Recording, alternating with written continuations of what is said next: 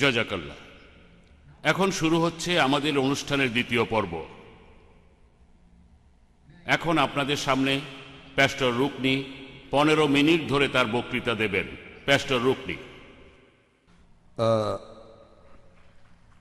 Thank you, ধন্যবাদ doctor Zakir আপনার লেকচারের জন্য। আপনি অনেক অযৌক্তিক কথা বললেন। আপনি পবিত্র বাইবেলের বিভিন্ন কথার ভুল ব্যাখ্যা দিলেন, আর এই ব্যাখ্যাগুলো আপনি এত অযৌক্তিকভাবে দিলেন যে আমার জন্য আলোচনা করা কঠিন। তবে আমি কিছু প্রশ্নের উত্তর দিচ্ছি, সবগুলো নিয়ে বলছি না।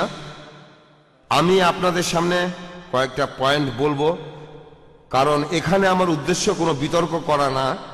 এখানে আমার উদ্দেশ্য হলো আপনাদের জীবনে মুক্তির পথ দেখানো পাপ থেকে যীশু খ্রিস্টের মাধ্যমে। সেটাই আমার উদ্দেশ্য, বিতর্কে হারলেও ক্ষতি নেই, ঠিক আছে? এখানে সেটাই আমার উদ্দেশ্য। আচ্ছা, এখন 1 নম্বর হলো পবিত্র বাইবেলে কিছু আপত্তিকর কথা আছে। কারণ হলো বাইবেল আসলে সত্যের ব্যাপারে খুবই বিশ্বস্ত। এটাকে বলা যায় একটা আয়না। যদি আপনার চেহারা কুৎসিত হয়, বাইবেল বলবে আপনি কুৎসিত। যদি আপনি সুন্দর হন, বাইবেল তাহলে আপনাকে বলবে আপনি সুন্দর। বাইবেল এরকমই। সেই জন্য এখানে দুই ধরনের মানুষকেই দেখবেন। এখানে পাপী আর অপরাধীদের দেখবেন, যে মানুষ কতখানি ঈশ্বরকে অমান্য করতে পারে, আর একই সাথে বাইবেল দেখায় যে ঈশ্বরকে ভালোবাসলে মানুষ কতখানি করতে পারে। আর সেজন্য বাইবেলে মানুষের দুই রকম চারিত্রিক বৈশিষ্ট্যের কথাই বলা হয়েছে। বাইবেল বলবে না যে সেন্ট পল খুব ভালো মানুষ, কখনো ভুল করে না। না, আপনারাই দেখবেন সেন্ট পলের অনেক দোষ আছে। আপনারা অন্য ধর্মে দেখেন, ইসলামেও দেখবেন, তারা কি করে? মানুষকে ঈশ্বরের মতো বানিয়ে দেয়। ওই যে সেই লোক একদম নিখুঁত, কখনো ভুল করে না। একমাত্র যিশুই পাপ করেননি। ওকে, সেন্ট পলের ভালো দিক আছে, খারাপ দিক। সে খুব বদমেজাজি ছিল। পলকে কখনোই সিনিয়র প্যাস্টর হিসাবে চাইতাম না। তিনি প্যাস্টরের সাথে রীতিমতো যুদ্ধ করতেন, ঝগড়া করেছিলেন পিটারের সাথে, ওই যে খাবার নিয়ে জনের সাথে। আচ্ছা, এমন অনেক ঘটনা বাইবেলে আপনারা দুই চেহারাই দেখবেন। এরকম দেখবেন যে অনেক নবীর মধ্যে দুর্বলতা ছিল, তাদের মধ্যে খুঁত ছিল। যেমন ইউসুফ, তিনি মাঝে মধ্যে স্বপ্ন দেখে ভবিষ্যৎবাণী করতেন, ভবিষ্যতের কথা বলে দিতেন। তিনি ঈশ্বরে খুব বিশ্বাসী ভৃত্য, তারপরে দুর্বলতা ছিল। তিনি অনেক মানুষের স্বপ্ন শুনে তাদের ভবিষ্যৎ বলে দিয়েছেন। তাহলে নবীদেরও দুর্বলতা ছিল। এরকম আরো অনেক আছে। অনেক মানুষের ভালো দিকগুলো আছে, খারাপ দিকগুলো আছে।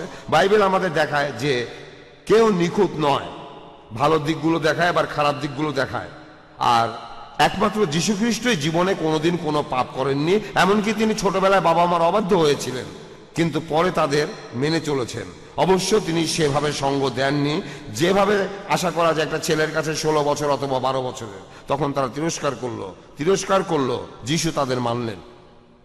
তিনি শিখছিলেন, আর মানুষ হিসাবে তিনি শিখেছেন। বাইবেল বলছে, বুক অব হিব্রুজ, তিনি শিখলেন, তিনি আনুগত্য শিখলেন। আগে জানতেন না, পরে শিখলেন। এটাই মানুষ যিশু। তবে পাপের কথা বললে তিনি কখনোই পাপ করেননি। ওকে, তাহলে বাইবেল সব সত্যি কথাই বলে, ভালো আর খারাপ। আপনারা মানুষ সম্পর্কে ভালোভাবে জানতে চান, তাহলে বাইবেল পড়েন। জানতে চান মানুষ কত ভালো হতে পারে, তাহলে বাইবেল পড়েন। পলের মতো একজন অপরাধী সেন্ট পল হতে পারে। ঈশ্বর আমাদের যে কাউকে এমন করে দিতে পারেন। আর এটাও দেখবেন যে একজন সাধারণ অশিক্ষিত জেলে পুরো পৃথিবীর একজন নেতা হতে পারে। এ কথা পবিত্র বাইবেলেই পাবেন। এই জন্য পিএইচডির দরকার নেই, এমএসসির কোনো দরকার নেই, এমন কোনো ডিগ্রি লাগবে না। আপনি শুধু বাইবেল পড়েন, দেখেন জন একজন সাধারণ অশিক্ষিত মানুষ, সে পুরো পৃথিবীর নেতা হবে। ওকে, এতক্ষণ বললাম বাইবেল কিভাবে দেখবেন। এছাড়া ঈশ্বর রূপক হিসাবে অনেক কিছু বলেছেন, এভাবে রূপক দিয়ে ঈশ্বর অনেক কিছু বুঝিয়েছেন। আচ্ছা, গেল একটা পয়েন্ট। এবারে আমি ডিকশনারির ক্যাপিটাল আর এবং স্মল আর নিয়ে কথা বলছি। আমি ডিকশনারি চেক করে দেখিনি, তবে ডক্টর জাকির যা বললেন সেখান থেকে বুঝলাম ক্যাপিটাল আর দিয়ে রেজারেকশন একটা উদাহরণ হিসাবে বলা হয়েছে। আমার ধারণা উনি ভুল বুঝেছেন। তাহলে রেজারেকশন হলো পুনরুত্থান, তারপর কমা, যিশু পুনরুত্থিত হয়েছেন ক্যাপিটাল আর, এটা একটা উদাহরণ। মনে হচ্ছে উনি ভুল ব্যাখ্যা করেছেন। আমার মনে হয় না এখানে ধর্মীয় কথা বলা হয়েছে, এটা একটা উদাহরণ। আর ডিকশনারিতে শব্দ দিয়ে এমন অনেক উদাহরণ থাকে। ব্যাপারটা এমন না যে আমরা ক্যাপিটাল আর দিয়ে যিশুর পুনরুত্থান বোঝাই আর স্মল আর দিয়ে অন্য কারো পুনরুত্থান বোঝাই। ব্যাপারটা এমন না, আমার মনে হচ্ছে উনি ভুল ব্যাখ্যা করেছেন। আচ্ছা, উনি আরেকটা কথা বলেছেন সব আদেশ ক্রসকে কেন্দ্র করে। আসলে সেন্ট পল এখানে শুধু আদেশের কথা বলছেন না, পল এখানে বলছেন এই আদেশ আমাদের সবাইকে কিভাবে বিচার করছে যে আমি একজন পাপী। এখানে আমার বিচারের কথা বলা হয়েছে, সেই আদেশের কারণেই যীশু খ্রিস্ট নিজে স্বেচ্ছায় ক্রুসিফাই হয়েছেন। এখানে বাইবেল অথবা অন্য কিছুকে ক্রুসিফাই করা হচ্ছে না, এটার কোনো মানে হয় না, অযৌক্তিক। ঈশ্বরের আইন পবিত্র আর বিশুদ্ধ। এই আইন পাপকে উন্মোচিত করে, প্রতিকার করে না, উন্মোচন করে। যিশু এই পাপের প্রতিকার করেছেন। ওকে, এখানে আদেশগুলোকে ক্রুসিফাই করা হচ্ছে না, এই আদেশগুলো আমাকে যে অভিশাপ আর শাস্তি দেয় সেগুলোকে ক্রুসিফাই করা হয়েছে। না হলে আমি হয়তো নরকেই যেতাম। যিশু এই পাপের বোঝা বহন করেছেন, এই অভিশাপ ক্রুসিফাই হয়েছে, যিশু আমাদের জন্য এসব করেছেন। আর যিশু মৃত থেকে জীবিত হয়েছেন, পুরো বাইবেল বলছে। ডক্টর জাকির বললেন বাইবেল বলছে না যিশু মৃত থেকে জীবিত হয়েছেন। আমি কথাটা শুনে অবাক হয়েছি। আমি একটু বাইবেল ভালো করে দেখি, আমার প্যাস্টর বাইবেলটা দেখুক, আপনারা পড়ে দেখতে পারেন। আমি একটা উদাহরণ দেই, ম্যাথিও 28 6 অনুচ্ছেদ, আপনারা নিজেরাই পড়ে দেখেন। পরে এরকম আরেকটা উদাহরণ হলো আপনারা দেখবেন রেভিলেশন 1 অধ্যায়ের 18 অনুচ্ছেদ। যিশুর আত্মা বলছেন, তিনি তার নিজের কথা বলছেন, আমি মৃত ছিলাম এখন জীবিত হয়েছি। আমি মৃত ছিলাম এখন জীবিত হয়েছি। এখানে রূপক কিছু বলা হচ্ছে না, তিনি মারা গিয়েছিলেন তারপর আবার জীবিত হয়েছেন। এখানে শব্দ নিয়ে কোনো রকম খেলা করা হচ্ছে না, পরিষ্কার করে বলা হচ্ছে। এবার আরেকটা ব্যাপার হলো, যীশু খ্রিস্টের আত্মাকেও তখন মানুষ যিশুর মতোই দেখাচ্ছিল। ক্রুশবিদ্ধ হওয়ার পর যিশু যখন ফিরে আসলেন তখন অনেক ব্যাপারে রহস্য ছিল, আর এগুলো পরিষ্কার হয়েছে। 1 নম্বর, যিশু দেয়াল ভেদ করে গিয়েছিলেন, দরজা বন্ধ ছিল, তিনি দেয়াল ফুলে ঢুকেছিলেন। যিশুর নতুন শরীরে প্রাকৃতিক কিছু বাধা দিতে পারত না। 2 নম্বর, যিশু তার এই শরীরকে লুকিয়ে রাখতে পারতেন। যিশু তার 2 শিষ্যের সাথে হেঁটেছিলেন পুনরুত্থানের পর। তার শিষ্যরা তখন পাশে থাকলেও তাকে চিনতে পারেনি। তারপর যিশু তাদেরকে ধর্মগ্রন্থের বিভিন্ন ব্যাপারে ব্যাখ্যা দিয়ে বুঝালেন, বিভিন্ন কথা বললেন। তারপর তারা ঘরে গেল আর রুটি খেলো, তখন তারা বুঝলো এটাই যিশু। শুধু মেরি ম্যাগডালিন তাকে চেনেনি এমনটা নয়, অন্যরাও তাকে তখন চিনতে পারেনি। যিশু যখন নিজের পরিচয় দিলেন তখন তারা তাকে চিনতে পারলো। এতে মনে হয় যে যিশুর সেই শরীরে কিছু বিশেষত্ব ছিল, তিনি তার আকার বদলাতে পারতেন। আর যিশু খ্রিস্ট তার হাত দেখেছিলেন কেন? তিনি তার হাতে কিছু একটা দেখাতে চেয়েছিলেন। তার হাতে তখন একটা গর্ত থাকার কথা। দেখো আমি সেই লোক, দেখো এই সেই গর্ত, আমি যিশু, দেখো আমি যিশু। যিশু তার শিষ্যদের পুরো শরীর দেখালেন, রোমান সৈন্যরা যেসব জায়গায় তাকে মেরেছিল। দেখো আমি যিশু, আমি অন্য কোনো লোক নই। এই শরীরে তোমরা ক্রসের সব চিহ্ন দেখবে, এই চিহ্নগুলো যিশুর শরীরেই আছে। তাহলে যিশুর এই শরীর, যদিও শরীরটা একেবারে নতুন, তবে সেখানে পুরনো শরীরের চিহ্নগুলো ছিল। রহস্য, আমরা যিশুর নতুন শরীর সম্পর্কে জানি না, কিন্তু এটা জানি যে এটা অলৌকিক শরীর। শরীরের দ্যুতি ছিল অন্যরকম, অনেক উজ্জ্বল দ্যুতি। আর সেই শরীর দেখে আপনারাও বলতে পারতেন ওই হলো ব্রাদার রুকনি, এটা তার পুনরুত্থিত শরীর। তবে অনেক সময় হয়তো আমাকে চিনতে পারবেন না, আমি দেয়াল ভেদ করে যেতে পারবো না। তার শরীরে অনেক অনেক চিহ্ন ছিল, সেগুলো দেখিয়েছিলেন। এই যে আমার হাত, এটা দেখে কিছু মনে করতে পারছো? দেখো এই যে আমি রুকনি, একটা বিশেষ কিছু। যিশু সেটাই বলেছেন, এই কথাগুলোই বলেছেন। 3 নম্বর, যে সমাধিটা অনেক বড় ছিল, এটা বাইবেলে পরিষ্কার বলা আছে। সমাধিটার মালিক ছিল ধনী। একজন ধনী লোক কখনো সস্তা ছোট ঘর বানাবে না, সে তার জন্য একটা বড় সমাধি তৈরি করবে। যিশু এই সমাধির ভেতরে, প্রশ্নটাই আসলে অবান্তর, তিনি তো এই সমাধি কক্ষে বসবাস করার জন্য যাননি, এটা তো কারো থাকার জায়গা না। বাইবেলে এটা পরিষ্কার বলা আছে সমাধিটা ছিল এক ধনী লোকে, আর সে তার পরিবারের সবার জন্য বড় একটা সমাধি বানাতেই পারে। আরেকটা কথা আপনাদের মনে করিয়ে দেই, ইব্রাহিমের সময় থেকে এটা ছিল তাদের রীতি। তারা মৃতদেহ রাখতো গুহার ভেতরে, মাটিতে কবর দিত না। কখনো কখনো তারা মৃতদেহ কবর দিত, কখনো কখনো মৃতদেহ পুড়িয়ে ফেলা হতো। সাধারণত মৃতদেহকে তারা গুহার ভেতরে রাখতো।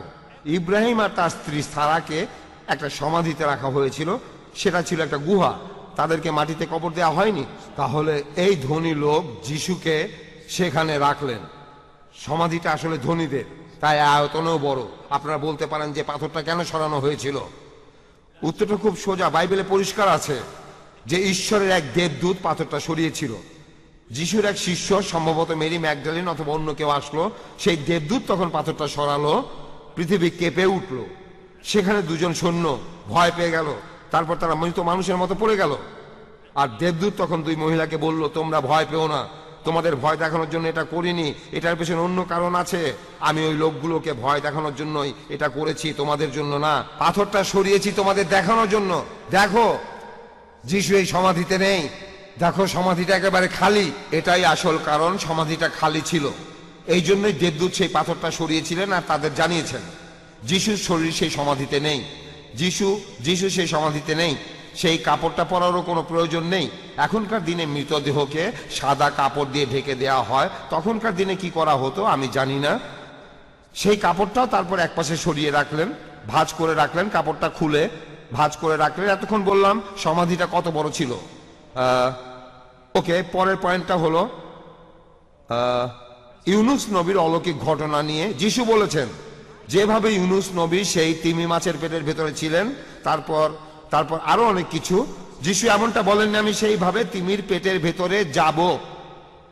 যিশু বলেননি যে তিনি যাবেন কোন তিমির পেটে আর তিমিটা আমাকে নিয়ে 3 দিন সাগরে ঘুরবে। যিশু এমন কথা বলেননি। তিনি বলেছেন ইউনুসের মতো, একইভাবে এখানে উদাহরণ দিয়েছেন ইউনুসের মতো আমিও সেভাবে 3 দিন থাকবো পৃথিবীর বুকের ভেতরে। যদি এর শব্দগত অর্থ ধরেন, যিশু কি তিমির পেটে গিয়েছিলেন? না, যাননি। তিনি ছিলেন একটা সমাধিতে, আর সেই জায়গাটা ছিল একটা সমাধি ক্ষেত্র, কবরস্থান। রূপক হিসাবে বলা হয়েছে ইউনুস নবী যেভাবে 3 দিন তিমির পেটের ভেতরে ছিলেন, একইভাবে আমিও একটা সমাধিতে থাকবো 3 দিন ধরে। এছাড়াও পবিত্র বাইবেলে বলা আছে তিনি তৃতীয় দিনে উত্থিত হয়েছেন। এখানে নির্দিষ্ট করে বলা হয়নি 24 ঘন্টায় একদিন, তারপরে এত মিনিট, এত সেকেন্ড, 1 ঘন্টা না 1 ঘন্টা পরে না আগে তিনি কখন উঠেছেন সেই সময়টা উল্লেখ করা হয়নি। শুধু বলা আছে তৃতীয় দিন পর দেখা গেল তিনি চলে গেছেন। এখানে নির্দিষ্ট করে কোনো সময় বলা হয়নি। আর সবশেষে মনে হয় আমার সময় শেষ, সবশেষে সময় নষ্ট করব না, সবশেষে আপনাদের একটা কথা বলতে চাই। আপনাদের শুধু একটা কথা বলবো, পবিত্র বাইবেলে বলা হয়েছে যীশু খ্রিস্ট যে মৃত অবস্থা থেকে আবার জীবিত হয়েছিলেন, অর্থাৎ ক্রুসিফাই হওয়ার পরে তার পুনরুত্থান, এই ব্যাপারটা এটা সব মানুষের জন্য না, শুধুমাত্র বিশ্বাসীদের জন্য, শুধু 500 অনুসারীর জন্য। 12 জন আর 120 সব মিলে আনুমানিক 500 জন দেখেছিল। পুরো ইহুদি জাতি তারা এটা অবিশ্বাস করেছিল, বিশ্বস্ত ছিল না, ঈশ্বরের উদ্দেশ্যটা বুঝতে পারেনি। সেই জন্য তারা যীশু খ্রিস্টকে মৃত থেকে পুনরুত্থিত হতে দেখেনি, তারা যীশুকে জীবিত অবস্থায় দেখেনি তার মৃত্যুর পরে। তাই আপনাদের বলি, অবিশ্বাসীদের পথ ধরে হাঁটলে আপনারা কিছুই দেখতে পাবেন না, কারণ ঈশ্বরই আপনার কাছে এগুলো প্রকাশ করবেন। যদি আপনি ঈশ্বরকে বিশ্বাস করেন, সরল মনে বিশ্বাস করলে আপনি সব দেখবেন। স্থির বিশ্বাস, যিশু আসলে ঈশ্বরের একটি উপহার, তাহলেই আমরা সব বুঝতে পারবো। যদি আপনারা এমনটা করেন যে এই কমাটা একটু ডান দিকে সরাই, ওই কমাটা বাম দিকে সরাই, তারপর দেখবো যে এই কথাগুলো অন্যরকম হয়ে যাচ্ছে, এমনটা করবেন না। আজকে যিশুকে গ্রহণ করুন, মনকে নরম করুন, আপনারা তাহলে পাপ থেকে মুক্তি পাবেন। মৃত্যু থেকে পুনরুত্থান সেটা অন্য সময় হবে। ধন্যবাদ। ধন্যবাদ প্যাস্টর রুকনি। এখনো 1 মিনিট বাকি আছে। এখন আপনাদের সামনে ডক্টর জাকির 15 মিনিট ধরে তার বক্তৃতা দেবেন। আলহামদুলিল্লাহ ওয়াসসালাতু ওয়াসসালাম আলা রাসূলিল্লাহ ওয়া আলা আলিহি ওয়া সাহবিহি আজমাইন, আম্মা বাদ। আউযু বিল্লাহি মিনাশ শাইতানির রাজিম, বিসমিল্লাহির রহমানির রহিম। ওয়া কুল জাল হক ওয়া জাহাকাল বাতিল ইন্নাল বাতিলা কানা জাউকা। বিসমিল্লাহির রহমানির রহিম। রাব্বিশ রাহ লি সাদরি ওয়া ইয়াসসির লি আমরি ওয়াহলুল উকদাতাম মিন লিসানি ইয়াফকাহু কাওলি। শ্রদ্ধেয় প্যাস্টর রুকনি, আপনি বললেন আমি নাকি অযৌক্তিক কথা বলেছি। যদিও আমার সব প্রশ্নের যৌক্তিক ব্যাখ্যা দিতে পারেননি, আপনি অবশ্যই আমার কয়েকটা প্রশ্নের উত্তর দেওয়ার চেষ্টা করেছেন, আর আমিও ইনশাল্লাহ এখন উত্তর দেব। আর আপনারা বিচার করবেন কার কথা অযৌক্তিক, আমার নাকি প্যাস্টরের। প্যাস্টর রুকনি বললেন যে ডিকশনারির সংজ্ঞাগুলো তিনি চেক করে দেখেননি, তবে এটা মেনেছেন যে আমি সত্যি বলেছি। বড় হাতের আর ডিকশনারির বক্তব্য অনুযায়ী বলা হয়েছে যীশু খ্রিস্ট উঠেছিলেন মৃত অবস্থা থেকে, পুনরুত্থানের জন্য তাকে অবশ্যই উঠতে হবে। প্যাস্টরকে ডিকশনারির সব কথা মেনে নিতে বলছি না, কারণ ডিকশনারির সব কথা তিনি হয়তো মানবেন না, আমিও মানবো না, তবে তিনি বাইবেল তো মানবেন। সেন্ট পল এই কথা বলেছেন 1 Corinthians 15 নম্বর অধ্যায়ের 44 অনুচ্ছেদে যে পুনরুত্থিত শরীর আত্মা হয়ে যায়। আর যীশু খ্রিস্ট বলেছেন গসপেল অফ লুক 20 নম্বর অধ্যায়ের 36 অনুচ্ছেদে যে পুনরুত্থিত শরীর তারা দেবদূতের মতো, তারা আত্মা হয়ে যায়। আপনি কি যীশুকে মানেন নাকি মানেন না? বোধহয় মানেন। তাহলে যীশু খ্রিস্টের নিজের কথা অনুযায়ী তিনি যদি পুনরুত্থিত হন তাহলে তিনি আসবেন আত্মা হয়ে, মানুষ হয়ে আসবেন না। আমার বলা 14টা পয়েন্টের সবগুলোই প্রমাণ করে যে যীশু জীবিত ছিলেন। তিনি বললেন যে সবকিছুই ক্রসকে কেন্দ্র করে, ঈশ্বরের সব আদেশ। এটা কার কথা? পল। আমি বলিনি, পল বলেছেন কলোসিয়ান্সে 2 নম্বর অধ্যায়ের 14 অনুচ্ছেদে, যেটা যীশু খ্রিস্টের শিক্ষার বিরুদ্ধে যায়। গসপেল অফ ম্যাথিউ 19 নম্বর অধ্যায়ের 16 ও 17 অনুচ্ছেদে আছে ঈশ্বরের আদেশ মেনে চলো। আমিও মানি যীশু ঠিক কথা বলেছেন, পাপ থেকে মুক্ত হতে চাইলে ঈশ্বরকে মেনে চলুন। পল বলেছেন সবকিছু ক্রসকে কেন্দ্র করে। প্যাস্টররা বললেন আমাদের ভালো কাজগুলো সব মূল্যহীন। ক্রুসিফিকশন না থাকলে বাইবেলের দাম 2 পয়সাও না।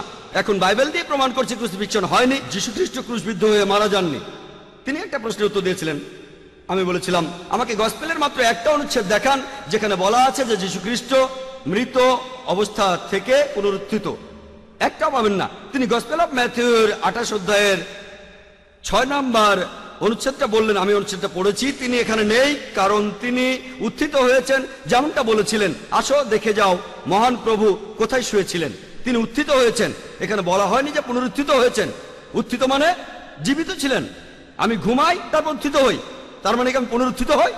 তার মানে কি এই? প্যাস্টররাও বললেন একটা মেয়েকে দেখেছে, তার কথা অনুযায়ী মেয়েটা মারা গিয়েছিল। তারপর প্যাস্টরের কথা অনুযায়ী যিশুর দয়ায় মেয়েটা বেঁচে গেছে, তাকে বাঁচানো সম্ভব হয়েছে। মেয়েটা কি পুনরুত্থিত হয়েছে? না, মেয়েটা মৃত্যু থেকে ফিরে এসেছে।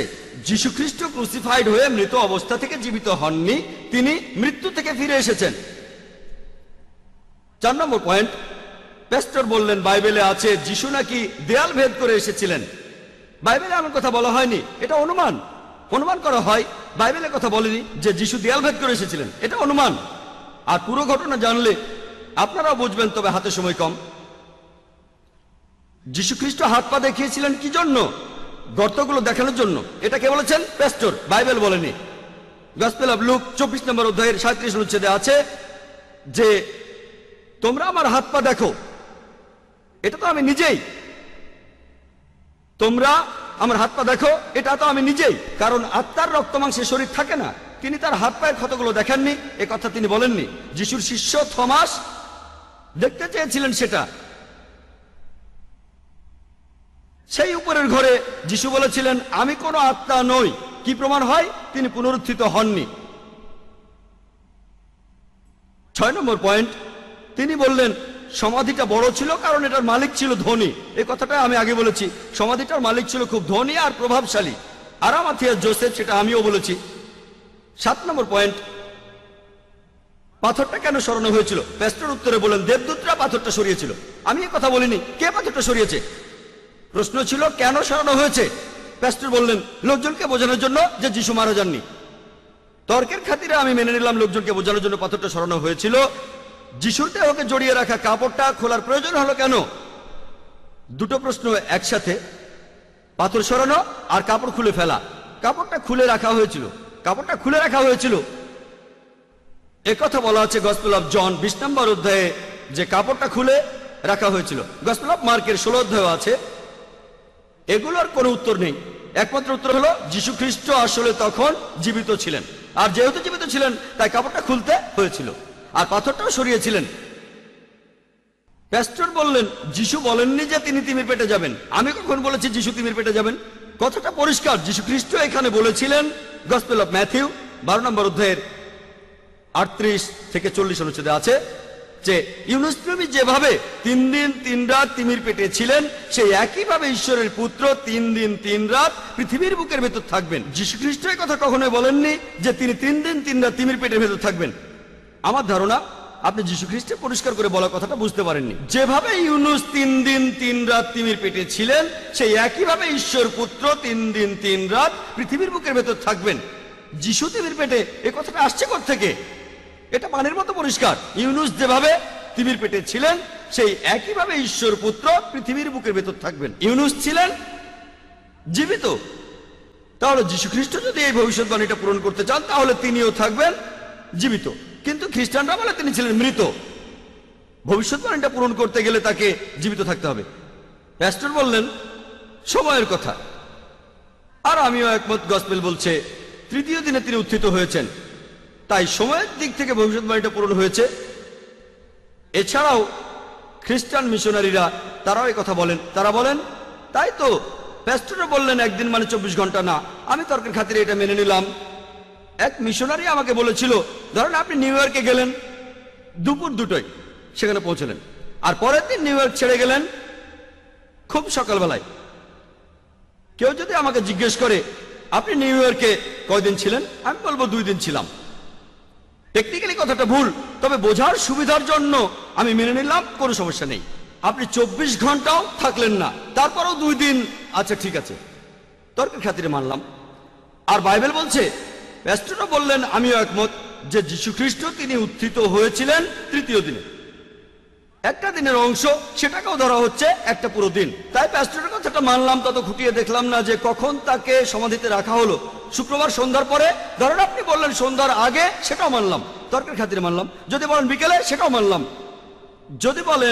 যদি তিনি বলেন যে যিশু রবিবার সকালে সমাধি ছেড়ে যাননি, তিনি গেছেন বিকেলে, সেটাও মানলাম। তাহলে যীশুখ্রিস্ট সেই সমাধিতে ছিলেন। দিনের একটা অংশকেও পুরো দিন ধরছি। প্রথম দিনটা শুক্রবার, একদিন, শুক্রবার রাত, শনিবার দিন, শনিবার রাত, রবিবার সকাল। এর পরেও যদি সময় বাড়ান আগে আর পরে, তারপরও পাবেন 3 রাত আর 2 দিন।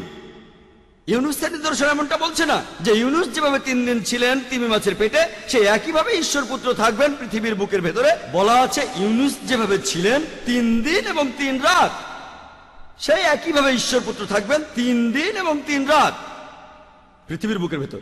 এখানে কি পেলেন? 3 দিন আর 2 রাত। 3 দিন 3 রাত কোনোভাবেই হচ্ছে না, যত জিমন্যাস্টিক্সই করেন। এমনকি যদি আইনস্টাইনকেও নিয়ে আসেন, বাইবেল থেকে প্রমাণ করতে পারবে না এটা 3 দিন 3 রাত, কখনো না। আর যদি কোন মিশনারি বলেন তিনি নিউ ইয়র্কে গেলেন একদিন দুপুর 2টায়, পরের দিন সকালে চলে আসলেন, এটা 2 দিন মেনে নিলাম। কিন্তু যদি বলেন আমি নিউ ইয়র্কে 2 দিন আর 2 রাত ছিলাম, আমি বলবো তিনি মিথ্যাবাদী, বড়সড় মিথ্যাবাদী। এটা বলতে পারেন 2 দিন, আমিও মানলাম যে একটা দিনের অংশই পুরো দিন, তর্কের খাতিরে মানলাম। কিন্তু 2 দিন আর 2 রাত বলতে পারবেন না। যদি বলেন মিথ্যে বলছেন। প্যাস্টর বললেন, শেষ পয়েন্টে তিনি বললেন যীশুখ্রিস্টকে কেউ নাকি জীবিত অবস্থায় দেখেনি। এটা আগেই প্রমাণ করেছি। আমি 14টা পয়েন্টের কথা বলেছি, তিনি কয়েকটার উত্তর দিয়েছেন। সেই যুক্তিগুলো আবার খণ্ডন করেছি। যুক্তি বলে যীশুখ্রিস্ট তখন ছিলেন জীবিত। তার মানে সেন্ট পলের কথা অনুযায়ী, যীশুখ্রিস্টের নিজের কথা অনুযায়ী, অক্সফোর্ড ডিকশনারি অনুযায়ী, ওয়েবস্টার ডিকশনারি অনুযায়ী তিনি ক্রুসিফাইড হননি এবং পুনরুত্থিত হননি। আর যদি ক্রুসিফাইড না হন, ক্রুসিফিকশন নেই, খ্রিস্টান ধর্মও নেই। আর প্যাস্টর তার লেকচারে বললেন, এই কথাটা তিনি বেশ ভালোভাবে ব্যাখ্যা করেছেন। সেটা হলো মানুষের আদি পাপ, যে মানুষ জাতির প্রত্যেকেই চার্চা এমন শিক্ষা দেয় যে সব মানুষই পাপের মধ্যে জন্মায়, প্রত্যেকটা শিশু এই পাপ নিয়ে জন্মায়। উনি যে আদি পাপের কথা বললেন আর যেটা বলেছেন, ঠিকই বলেছেন, তবে তার সিদ্ধান্ত সেটা যৌক্তিক না। তিনি বললেন যে আদম আর হাওয়া আলাইহিসসালাম আল্লাহকে অমান্য করেছিলেন, আর তারা একটা নিষিদ্ধ গাছ থেকে ফল খেয়েছিলেন, সেজন্য আল্লাহ তাআলা তাদের শাস্তি দিলেন। আর তিনি বললেন বেহেশত থেকে বের হয়ে যাও। এটা যথেষ্ট না। এছাড়াও বলা আছে, উনি রেফারেন্সটা বলেননি, যে জেনেসিস 3:16 অনুচ্ছেদ বলছে যে পুরুষরা তোমরা কষ্ট করে উপার্জন করবে, আর নারী তোমরা তোমাদের স্বামীর অধীনে থাকবে আর প্রসব যন্ত্রণা পাবে। গর্ভধারণ অভিশাপ, বাইবেল তেমনই বলছে। যাই হোক, খ্রিস্টানরা বলে যে প্রত্যেক শিশু পাপের ভিতরে জন্মায় আদমের সময় থেকে, একদম সেই সময় থেকে পৃথিবীর শেষ শিশুটি জন্মানো পর্যন্ত সবাই পাপের ভিতরে। আমি একটা প্রশ্ন করি, যখন আদম সেই নিষিদ্ধ ফল খেয়েছিলেন, আমাকে জিজ্ঞেস করেছিলেন? খাওয়ার আগে জিজ্ঞেস করেছিলেন? না। হয়তো প্যাস্টরকে জিজ্ঞেস করেছিলেন, আমাকে করেননি। যদি আমাকে জিজ্ঞেস না করে থাকেন, তাহলে আমি কেন তাই থাকবো? কেন? অযৌক্তিক। ঈশ্বরকে অযৌক্তিক না। খ্রিস্টানরা পাপের প্রায়শ্চিত্তের কথা বলে যে ঈশ্বর তার একমাত্র প্রিয় পুত্রকে পাঠিয়েছিলেন প্রায়শ্চিত্ত করতে, যাতে সে নিজের জীবনে উৎসর্গ করতে পারে। আসুন দেখি পবিত্র বাইবেলের ব্যাপারে কি বলে। তারা পাপের প্রায়শ্চিত্ত সম্পর্কে বলেন যে যীশু খ্রিস্ট জীবন দিয়েছেন মানুষ জাতির পাপের জন্য। এই কথাটা প্যাস্টর বলেছেন, আর খ্রিস্টান মিশনারিরাও বলে। বাইবেল বলছে যে পাপ করবে সে মারা যাবে। এই কথাটা দুইবার আছে ওল্ড টেস্টামেন্টে, ইজেকিল 18 অধ্যায় 20 অনুচ্ছেদ, ইজেকিল 18 অধ্যায় 4 অনুচ্ছেদ, যে পাপ করবে সে মারা যাবে। তবে যদি ইজেকিলের 20 অনুচ্ছেদটা পড়েন, সেখানেই অনুচ্ছেদটা শেষ হয়নি, এটা হলো অনুচ্ছেদটা শুরু। পুরো অনুচ্ছেদটা বলছে খ্রিস্টান মিশনারিরা বলেন যে পাপ করবে সে মারা যাবে। সেজন্য প্রত্যেক মানুষ পাপের ভিতর জন্মায়, সেজন্য আমরা ক্রুসিফিক্সনে বিশ্বাস করব পাপ মুক্তির জন্য। পুরো অনুচ্ছেদটা বলছে ইজেকিল 18 অধ্যায় 20 অনুচ্ছেদ যে পাপ করবে সে মারা যাবে। তবে পুত্র পিতার পাপের বোঝা বইবে না, আর পিতা পুত্রের পাপের বোঝা বইবে না। ভালো লোকের ভালো কাজ তার সাথেই থাকবে, খারাপ লোকের খারাপ কাজও তার সাথে থাকবে। এর পরের অনুচ্ছেদটা বলছে ইজেকিল 18 অধ্যায় 21 অনুচ্ছেদ, এখানে বলা হয়েছে কিন্তু যদি সেই ব্যক্তি পাপ থেকে সরে আসে আর তারপর থেকে সব ভালো কাজ করে, সে বেঁচে থাকবে, সে মারা যাবে না। এটা কে বলেছে? বাইবেল, ওল্ড টেস্টামেন্ট, ইজেকিল 18 অধ্যায় 20 থেকে 21 অনুচ্ছেদ। সে মারা যাবে না। যদি ভালো কাজ করেন আপনি মারা যাবেন না। যীশু খ্রিস্ট নিজেই বলেছেন পাপ থেকে মুক্তি চাইলে ঈশ্বরের আদেশ মেনে চলো। আর সেন্ট পল বলেছেন যে যীশু যদি মৃত থেকে উত্থিত না হন, আমাদের শিক্ষা মূল্যহীন, তোমাদের বিশ্বাস মূল্যহীন। আমি প্রমাণ করেছি যে যীশু খ্রিস্ট আসলে কখনোই ক্রুসিফাইড হননি। এখানে আপনারা হয়তো বলবেন যে খ্রিস্টানরা সবাইকে এটা বিশ্বাস করে। এটা ভুল ধারণা যে সব খ্রিস্টান একরকম ভাবে যে যীশু খ্রিস্ট আসলেই ক্রুসিফাইড হয়েছিলেন। এটা ভুল ধারণা, কারণ বাইবেলের উপর অনেক বিশেষজ্ঞ আছেন যারা বলেন যে যীশু খ্রিস্ট আসলে ক্রুশবিদ্ধ হয়ে মারা যাননি। ক্রুশবিদ্ধ হয়েছিলেন, তবে নামানোর সময় জীবিত ছিলেন। খ্রিস্টান ধর্মের প্রথম দিকে কম করে হলো 7টা গোত্র ছিল যারা বিশ্বাস করত যে যীশু খ্রিস্টের বদলে অন্য কাউকে ক্রুশে ঝুলানো হয়েছিল। এটাকে তারা বলে সাবস্টিটিউশন থিওরি। সে সময় ব্যাসিলিয়ানরাও এটা বিশ্বাস করত, কার্পোক্রেটরাও, সবাই খ্রিস্টান এটাই বিশ্বাস করত। নাজারাইটরাও বিশ্বাস করত, করিন্থিয়ানরাও বিশ্বাস করত। খ্রিস্টানদের অনেক গোত্রই বিশ্বাস করত যে সেখানে যীশু খ্রিস্টের বদলে অন্য কাউকে ক্রুশে ঝুলানো হয়েছিল। গসপেল অফ বার্নাবাসে আছে। প্যাস্টর সম্ভবত এটা মানবেন না, বার্নাবাস যীশু খ্রিস্টের সময়কালীন একজন চাক্ষুষ সাক্ষী। তিনি বলেছেন যে তখন যীশু খ্রিস্টের বদলে আসলে জুডাসকে ক্রুশে ঝুলানো হয়েছিল। যদি আপনারা নাজা হামাদির পুঁথি পড়েন, এখানেও বলা হয়েছে যে যীশু খ্রিস্ট ক্রুসিফাইড হননি। এরাও খ্রিস্টান। আমি এই কথাগুলো আগে বলিনি, কারণ প্যাস্টর বলবেন আমি গসপেল অফ বার্নাবাসে বিশ্বাস করি না, আমি নাজা হামাদির পুঁথিগুলো বিশ্বাস করি না। তাহলে তিনি কি বিশ্বাস করেন? বিশ্বাস করেন এই বাইবেল। আমি বাইবেল থেকেই প্রমাণ করেছি যে যীশু খ্রিস্ট আসলে কখনোই ক্রুশবিদ্ধ হয়ে মারা যাননি। আর আপনি বললেন যে যীশু খ্রিস্ট নাকি আমাদের পাপের জন্য মারা গেছেন, স্বেচ্ছায় মারা গেছেন। যদি গসপেল অফ ম্যাথিউ পড়েন 27 নম্বর অধ্যায়ের 46 অনুচ্ছেদ বলছে। এছাড়াও গসপেল অফ মার্ক 15 অধ্যায়ের 34 অনুচ্ছেদ বলছে যখন যীশুকে ক্রুশে ঝুলানো হলো তিনি কাঁদছিলেন, এল্লাই এল্লাই লামা সাবাক্তানি, এল্লাই এল্লাই লামা সাবাক্তানি, যার অর্থ হে ঈশ্বর কেন তুমি আমাকে ত্যাগ করলে। চিন্তা করেন, যীশু খ্রিস্ট স্বেচ্ছায় ক্রুশবিদ্ধ হলেন, তারপর সেখান থেকে কাঁদছিলেন, ঈশ্বর কেন আমাকে তুমি ত্যাগ করলে। প্রমাণ হয় যে তিনি স্বেচ্ছায় ক্রুশবিদ্ধ হননি। তাহলে কাঁদবেন কেন? আপনি যে বাইবেলই দেখেন, হোক ইংলিশ বাইবেল অথবা হিব্রু বাইবেল, অথবা হোক সেটা মারাঠি বাইবেল অথবা উর্দু বাইবেল, হিব্রু উদ্ধৃতিটা সব বাইবেলে আছে এল্লাই এল্লাই লামা সাবাক্তানি। আর অনুবাদটা পড়ে ঈশ্বর কেন তুমি আমাকে ত্যাগ করলে। এতে প্রমাণ হয় যে যীশু খ্রিস্ট স্বেচ্ছায় ক্রুশবিদ্ধ হননি। এবারে আমার লেকচার শেষ করার আগে বলবো যে যীশু খ্রিস্ট আসলে ক্রুসিফাইড হননি, এটা ছিল ক্রুসিফিকশন। আমি আমার লেকচার শুরু করার সময় পবিত্র কোরআনের একটি আয়াতের উদ্ধৃতি দিয়েছিলাম। সূরা ইসরার 81 নম্বর আয়াতে উল্লেখ করা হয়েছে ওয়াকুল জাল হক ওয়া জাহাকাল বাতিল ইন্নাল বাতিলা কানা জাহুকা। যখন সত্য এসে মিথ্যের সামনে দাঁড়ায়, মিথ্যে বিলুপ্ত হয়, কারণ মিথ্যে তার প্রকৃতিগত কারণে বিলুপ্ত হবে। ওয়া আখির দাওয়ানা আলহামদুলিল্লাহি রাব্বিল আলামিন। এখন শুরু করছি আমাদের এই অনুষ্ঠানের তৃতীয় পর্ব, অর্থাৎ উন্মুক্ত প্রশ্ন এবং উত্তর পর্ব। আমাদের হাতে এখন সময় আছে আনুমানিক 50 মিনিট। প্রশ্নোত্তর পর্বের জন্য এই সময়টা পাচ্ছি। এখানকার নিয়মগুলো হলো আপনাদের প্রশ্নগুলো আজকের টপিকের উপরে হবে। ওয়াজ ক্রাইস্ট রিয়েলি ক্রুসিফাইড? টপিকের বাইরে কোনো প্রশ্নের উত্তর দেওয়া হবে না। দয়া করে আপনাদের প্রশ্নগুলো সংক্ষিপ্ত আর যথাযথ করবেন। প্রশ্ন করতে এসে আপনারা লেকচার শুরু করবেন না। প্যাস্টর রুকনি আর ডক্টর জাকির আপনাদের প্রশ্নের উত্তর দেবেন। তাদের উত্তরগুলো 5 মিনিটের বেশি হবে না। আপনারা একবারে মাত্র একটা প্রশ্ন করতে পারবেন। দ্বিতীয় প্রশ্নের জন্য আপনাকে আবার লাইনের পেছনে গিয়ে দাঁড়াতে হবে। তারপর সময় পেলে সেই প্রশ্নটা করবেন। এবারে প্রথম প্রশ্নটি করা হচ্ছে পুরুষদের মধ্য থেকে, ডান দিকের মাইক থেকে ডক্টর জাকিরের জন্য। আমার প্রশ্নটা ডক্টর জাকির নায়েকের কাছে। যিশু ক্রুসিফাই হয়েছিলেন মানুষ জাতির পাপের জন্য। কেউ কি অন্যের পাপের ভার নিতে পারে? ভাই, আপনি প্রশ্ন করলেন যে একজন মানুষ কি অন্যের পাপের জন্য ক্রুসিফাই হতে পারে। এই প্রশ্নটা বেশ যৌক্তিক।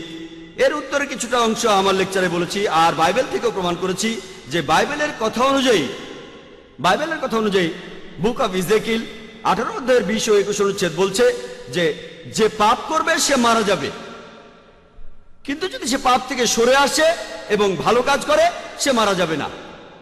আর পুত্র পিতার পাপের বোঝা বইবে না, পিতাও পুত্রের পাপের বোঝা বইবে না। আমার বাবার অপরাধে আমি অপরাধী হব না, আর আমার অপরাধে আমার বাবা অপরাধী হবে না। পবিত্র কোরআনে একই ধরনের কথা রয়েছে, বিভিন্ন জায়গায় আছে।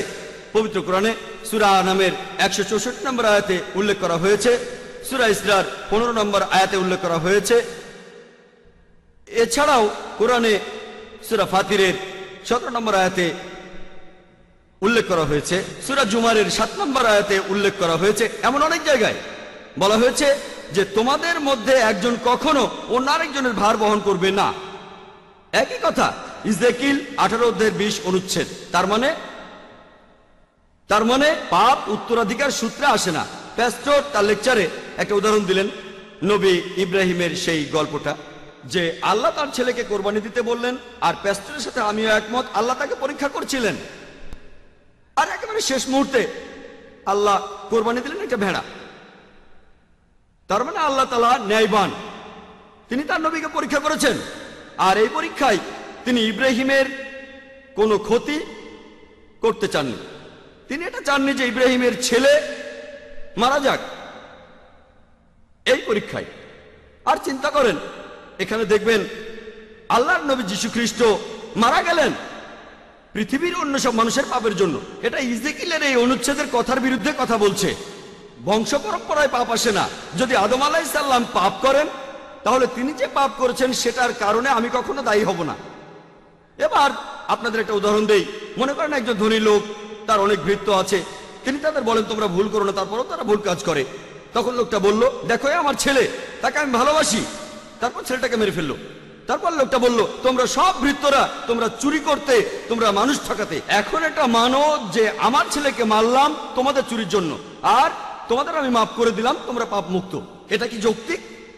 ভৃত্যরা চুরি করলো, মানুষ ঠকালো, তারা তাদের প্রভুর ক্ষতি করলো। প্রভু বলল, চিন্তা নেই, এই যে আমার ছেলেকে মেরে ফেললাম, এখন বদলানোর প্রয়োজন নেই, শুধু এটা বিশ্বাস করো, মানো, আমার ছেলেকে মারলাম তোমাদের পাপের জন্য, আর আমি তোমাদের সবাইকে মাফ করে দিলাম।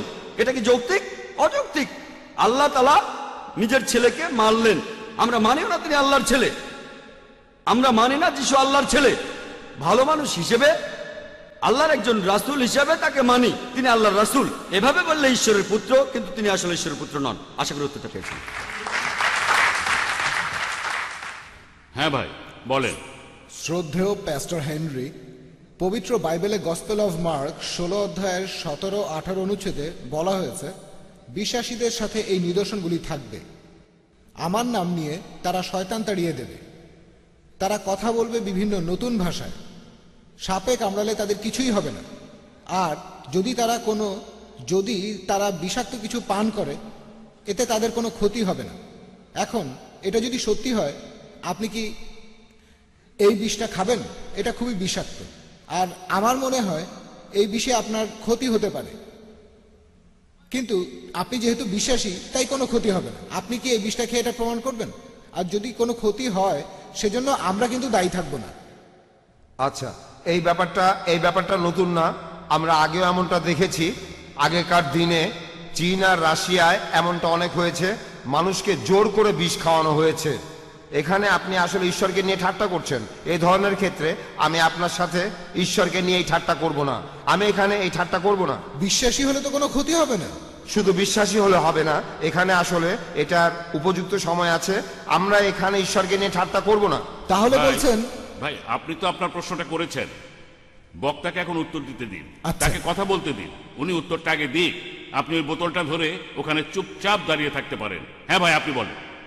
একটা কথা চালু ছিল যে যিশু যদি উপর থেকে পড়ে যান তার পা ভেঙে যাবে না, দেবদূতরা তাকে রক্ষা করবে। শয়তান যিশুকে লাফ দিয়ে এটা প্রমাণ করতে বলল, তিনি বললেন না, ঈশ্বরকে প্রলুব্ধ করো না। আমিও একই উত্তর দিলাম, প্রলুব্ধ করবেন না। এবারের প্রশ্ন মহিলাদের মধ্য থেকে ডক্টর জাকিরের কাছে কেউ আছেন? হ্যাঁ। আসসালামু আলাইকুম, ডক্টর জাকির নায়েক।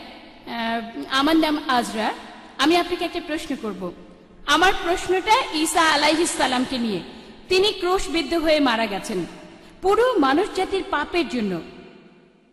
আরো বলা হয় তিনি নাকি ঈশ্বর। ইসলাম আর খ্রিস্টান ধর্ম ঈসা আলাইহিস সালাম বা যীশু খ্রিস্টকে কিভাবে দেখে? বোন, আপনি খুব সুন্দর প্রশ্ন করেছেন। তবে তার আগে প্যাস্টরকে কিছু কথা বলতে চাই। আমি তাকে অভিনন্দন জানাই। তিনি তার লেকচারে বললেন যে যীশু খ্রিস্ট অনেক অলৌকিক কাজ করেছেন, তার বিশ্বাসও বেড়েছে। তিনি যখন বোম্বেতে এসেছিলেন তখন তার স্পন্ডিলাইটিস হয়েছিল, আর ডাক্তার হিসেবে আমি জানি এটা খুবই জটিল অসুখ। তিনি বললেন যীশু খ্রিস্ট তাকে সুস্থ করেছেন, তারপরে তার বিশ্বাস বেড়েছে। তার কথা যীশু খ্রিস্ট একটা মেয়েকে জীবন দিয়েছে। এখন মনে হয় তার বিশ্বাসটা কমে গেছে, তাই তিনি বিষটা খেতে চাননি। হয়তো বিশ্বাসটা কমে গেছে। যদি বিশ্বাস থাকতো তাহলে বিষটা খেতেন। তার বিশ্বাসটা কমে গেছে, এজন্য তাকে অভিনন্দন। তিনি মূল বিশ্বাসে ফিরে যাচ্ছেন, অর্থাৎ ইসলাম। আর যীশু খ্রিস্ট নিজের মুখেই বলেছেন, গসপেল অফ ম্যাথিউ 24 অধ্যায়ের 24 অনুচ্ছেদে বলেছেন, তোমাদের মাঝে অনেক নকল খ্রিস্ট, নকল নবী আসবে, তারা অলৌকিক অনেক কিছুই দেখাবে। আর যদি সম্ভব হতো আসল নবীদেরও প্রতারিত করত। অলৌকিক কাজ মানে এমন না যে সেই লোক আল্লাহ তাআলার প্রেরিত, সেই লোক আল্লাহর নবী, সেই লোক আল্লাহকে বিশ্বাস করে। যীশু খ্রিস্ট এই কথাই বলেছেন। বোন খুব সুন্দর প্রশ্ন করেছেন যে আল্লাহ যীশু খ্রিস্টকে পাঠিয়েছেন, এ ব্যাপারে ইসলাম আর খ্রিস্টান ধর্ম কি বলে। এখানেও একটা আয়াতে যথেষ্ট। সূরা মাইদার 72 নম্বর আয়াতে উল্লেখ করা হয়েছে, বলা হয়েছে, লাকাদ কাফারাল্লাযিনা কালু ইন্নাল্লাহু হুয়াল মাসীহু ইবনু মারইয়ামা। তারা কুফরি করে, ধর্মের অবমাননা করে, যারা বলে যে যীশু খ্রিস্ট মারিয়ামের পুত্র হচ্ছেন আল্লাহ সুবহানাহু ওয়া তাআলা। অথচ খ্রিস্ট বলেছেন, ইয়া বানি ইসরাইল, হে ইসরায়েলের সন্তানেরা, আবুদুল্লাহ, আল্লাহর ইবাদত করো, রাব্বি ওয়া রাব্বুকুম, তিনি আমাদের সবার প্রভু। ইন্নাহু মা ইউশরিক বিল্লাহ, যদি কেউ কাউকে আল্লাহর শরীক করে, ফাকাদ হারামাল্লাহু আলাইহিল জান্নাহ, আল্লাহ তার জন্য জান্নাত নিষিদ্ধ করবেন। ওয়া মালওয়াহুন নার ওয়া মালিজ জালিমিন আনসার, এবং তার আবাস হবে জাহান্নাম, জালিমদের জন্য পরকালে কোনো সাহায্য করে নাই। যদি আল্লাহর সাথে কাউকে শরীক করেন, যদি বলেন যে যিশু আল্লাহ, জান্নাত আপনার জন্য নিষিদ্ধ হয়ে যাবে, পাপ মুক্ত হতে পারবেন না। আর খ্রিস্টান ধর্ম কি বলে?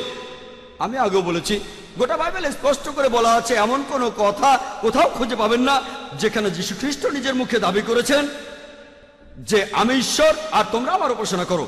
আমি খ্রিস্টানদের সবাইকে চ্যালেঞ্জ করছি, ব্যস্তকে বলছি, গোটা বাইবেলে এমন কথা দেখান যেখানে স্পষ্ট করে বলা আছে, যেখানে যীশু খ্রিস্ট নিজে বলেছেন যে আমি ঈশ্বর, তোমরা আমার উপাসনা করো। এমন কিছু কথা আছে যেগুলোতে এমন মনে হতে পারে, তবে প্রসঙ্গ জানলে পরিষ্কার হয়ে যাবে। আর যীশু খ্রিস্টই বলেছেন, এটা আছে গসপেল অফ জন 14 নম্বর অধ্যায়ের 28 অনুচ্ছেদে, আমার পিতা আমার চেয়ে বড়। গসপেল অফ জন 10 নম্বর অধ্যায়ের 29 অনুচ্ছেদে আছে, আমার পিতা সবার চাইতে বড়। গসপেল অফ ম্যাথিউ 12 নম্বর অধ্যায়ের 28 অনুচ্ছেদে আছে, আমি ঈশ্বরের আত্মার সাহায্যে শয়তানকে তাড়িয়ে দেই। গসপেল অফ লুক 11 নম্বর অধ্যায়ের 20 অনুচ্ছেদে আছে, আমি শয়তানকে তাড়িয়ে দেই ঈশ্বরের আঙ্গুলের সাহায্যে। গসপেল অফ জন 5 নম্বর অধ্যায়ের 30 অনুচ্ছেদে আছে, আমি আমার নিজের থেকে কিছুই করতে পারি না, আমি এখান থেকে বিচার করি, আর আমার বিচার সঠিক, কারণ আমি নিজের ইচ্ছা পূরণ করি না, আমার পিতার ইচ্ছা পূরণ করি। কেউ যদি বলে আমার ইচ্ছা নয়, আল্লাহর ইচ্ছা, সে একজন মুসলিম। আর যীশু খ্রিস্ট আসলে একজন মুসলিম, আমার ইচ্ছা নয়, আল্লাহর ইচ্ছা পূরণ করি। যীশু বলেছেন গসপেল অফ জন 14 অধ্যায়ের 24 অনুচ্ছেদে, যে কথাগুলো শুনছ সেগুলো আমার কথা নয়, বরং আমার পিতার যিনি আমাকে পাঠিয়েছেন। গসপেল অফ জন 17 অধ্যায় 3 অনুচ্ছেদে আছে, এই হলো চিরস্থায়ী জীবন, যাতে করে তোমরা ঈশ্বরকে বিশ্বাস করো আর যীশু খ্রিস্টকে যাকে আমি পাঠিয়েছি। বুক অফ অ্যাক্টসে আছে 2 নম্বর অধ্যায়ের 22 অনুচ্ছেদে, হে ইসরায়েলবাসী, নাজারেত শহরের যীশু যাকে মহান ঈশ্বর পাঠিয়েছেন তোমাদের মধ্য থেকে। তিনি অলৌকিক কাজ করবেন যেগুলো আসলে ঈশ্বরই করবেন, আর তোমরা সাক্ষী থাকবে। তাকে মহান ঈশ্বর পাঠাবেন তোমাদের মধ্য থেকে। তিনি অলৌকিক কাজ করবেন যেগুলো আসলে ঈশ্বরই করবেন। তাহলে যীশু খ্রিস্ট নিজেকে কখনো ঈশ্বর দাবি করেননি, তিনি ছিলেন আল্লাহ সুবহানাহু ওয়া তাআলার একজন প্রেরিত রাসূল। আশা করি উত্তরটা পেয়েছেন। হ্যাঁ ভাই। আমার নাম বিশাল ঠাকুর, আমি একজন স্টুডেন্ট। উপরের ঘরে যীশু খ্রিস্ট এসেছিলেন আত্মার রূপ নিয়ে, এতে কি প্রমাণ হয় না তিনি মারা গিয়ে পুনরুত্থিত হয়েছিলেন? ভাই, আপনি প্রশ্ন করলেন যে যীশু খ্রিস্ট নাকি তখন আত্মার রূপ নিয়ে এসেছিলেন সেই উপরের ঘরে। এটাই প্রমাণ করে যে তিনি মারা গিয়ে পুনরুত্থিত হয়েছেন। যে অনুচ্ছেদটার কথা বললেন সেটা গসপেল অফ লুক 24 নম্বর অধ্যায়ের 37 নম্বর অনুচ্ছেদ। এটার কথা আমার লেকচারও আমি বলেছি। বলা আছে যে যিশুর শিষ্যরা তখন ভয় পেয়ে গিয়েছিল। তারা ভেবেছিল যে তিনি একজন আত্মা, তারা মনে করেছিল তিনি আত্মা। এখানে বলা হয়নি যে যীশু খ্রিস্ট আত্মা হয়ে এসেছিলেন, এটা পরিষ্কার করতে পরের অনুচ্ছেদে যীশু বলেছেন, গসপেল অফ লুক 24 নম্বর অধ্যায়ের 39 ও 40 নম্বর অনুচ্ছেদে বলেছেন, তোমরা আমার হাত পা দেখো। এটা তো আমি নিজেই, আমাকে স্পর্শ করে দেখো, কারণ আত্মার রক্তমাংসে শরীর থাকে না। এখানে যিশুর শিষ্যরা তারাই আসলে ভুল ভেবেছিল যে তিনি আত্মা। এ ব্যাপারটা যিশুই পরে পরিষ্কার করে দিলেন যে দেখো, আমার হাত দেখো, আমার পা দেখো, তাহলে তোমরা বুঝতে পারবে যে আমি আত্মা নই। তাহলে এমনকি এই অনুচ্ছেদটা এটাও বলছে যে তিনি মারা যাননি, তিনি তখন মানুষ ছিলেন, অর্থাৎ পুনরুত্থিতও হননি। আশা করি উত্তরটা পেয়েছেন। আপনার লেকচারের শুরুতে বললেন যে আমরা মানুষরাই আসলে বিভিন্ন পাপ করে থাকি, ঈশ্বর এগুলো করান না। কিন্তু আদি পাপ সম্পর্কে যে মতবাদ আছে সেটার ব্যাপারে বললেন যে মানুষ পাপের ভেতরে জন্মায়। এই কথা দুটো কি পরস্পর বিরোধী নয়? হ্যাঁ, মানুষ আসলে সবাই পাপী হয়ে জন্মায় না, পাপের প্রকৃতি নিয়ে জন্মায়। ওকে, তার মানে সব মানুষের মধ্যেই পাপ করার প্রবৃত্তিটা রয়েছে। কিন্তু একটা শিশু মারা গেলে কি হবে? সে নিষ্পাপ, সে স্বর্গে যাবে, আমি এটাই বিশ্বাস করি। ওকে, তবে এই শিশু তার বাবা মায়ের পাপের বোঝা বহন করবে না। আর এ ব্যাপারে ডক্টর জাকির বাইবেলের উদ্ধৃতি দিলেন, ঠিকই বলেছেন তিনি, পুত্র তার পিতার পাপের বোঝা নেবে না। এখানে পাপ আর নরকের শাস্তি ভোগের কথা বলা হচ্ছে। ওকে, তাহলে পাপের প্রবৃত্তি এটা পেয়েছি আদি পিতা আদমের কাছ থেকে। পাপ করি কারণ আমি একজন পাপী, বুঝলেন? পাপী মানে পাপের প্রবৃত্তি আছে, এটা উত্তরাধিকার হিসাবে পেয়েছি। ওকে, এটা আসলে পাপই নয়। যখন মানুষ পাপ করে সে তখন শুধু নিজের ক্ষতি করে। তাহলে আপনার সমস্যার সমাধানটা হলো অন্য ব্যাপারটা, মানুষের উপর অভিশাপ পড়তে পারে। এখানে পাপ আছে আর অভিশাপও আছে, এটা নিয়ে কিছু বলার দরকার নেই। আমি আমার বাবার পাপের বোঝা বইব না, আমার উপরে অভিশাপ আছে। আপনারা ওই ব্যাপারটা বুঝতে পারবেন। আমার বাবা অনেক ভুল করেছেন, তবে ঈশ্বরের দয়ায় তিনি বিশ্বাসী হয়ে মারা গেছেন। তবে আমি এখনো ভুগি, কারণ তিনি অনেক ভুল করেছিলেন।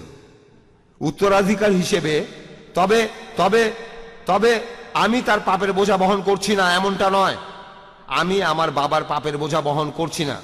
ওকে, তিনি অনেক কাজই করেছিলেন যেগুলো পাপ। আর দেখি যে আজকে আমি অনেক ধরনের বাধা বিপত্তির মুখোমুখি হই, এটা অভিশাপ। আসলে অভিশাপ, পাপ আর অভিশাপকে আলাদা করবেন। পাপ আর অভিশাপ আসলে আলাদা। অভিশাপ একটা ক্ষতি, যেটা হলো এই পাপের ফলাফল। অভিশাপ হলো পাপের কারণে ক্ষতি।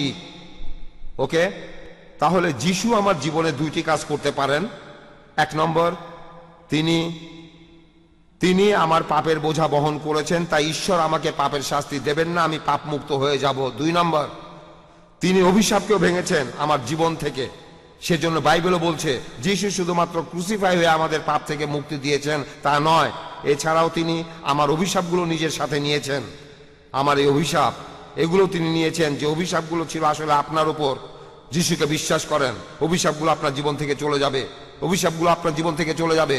তাহলে এখানে দেখবেন পাপ আর দেখবেন অভিশাপ, দুইটা আলাদা জিনিস। আশা করি উত্তরটা ঠিক মতো দিতে পেরেছি। আশা করি অন্তত আপনারা তো বুঝতে পেরেছেন।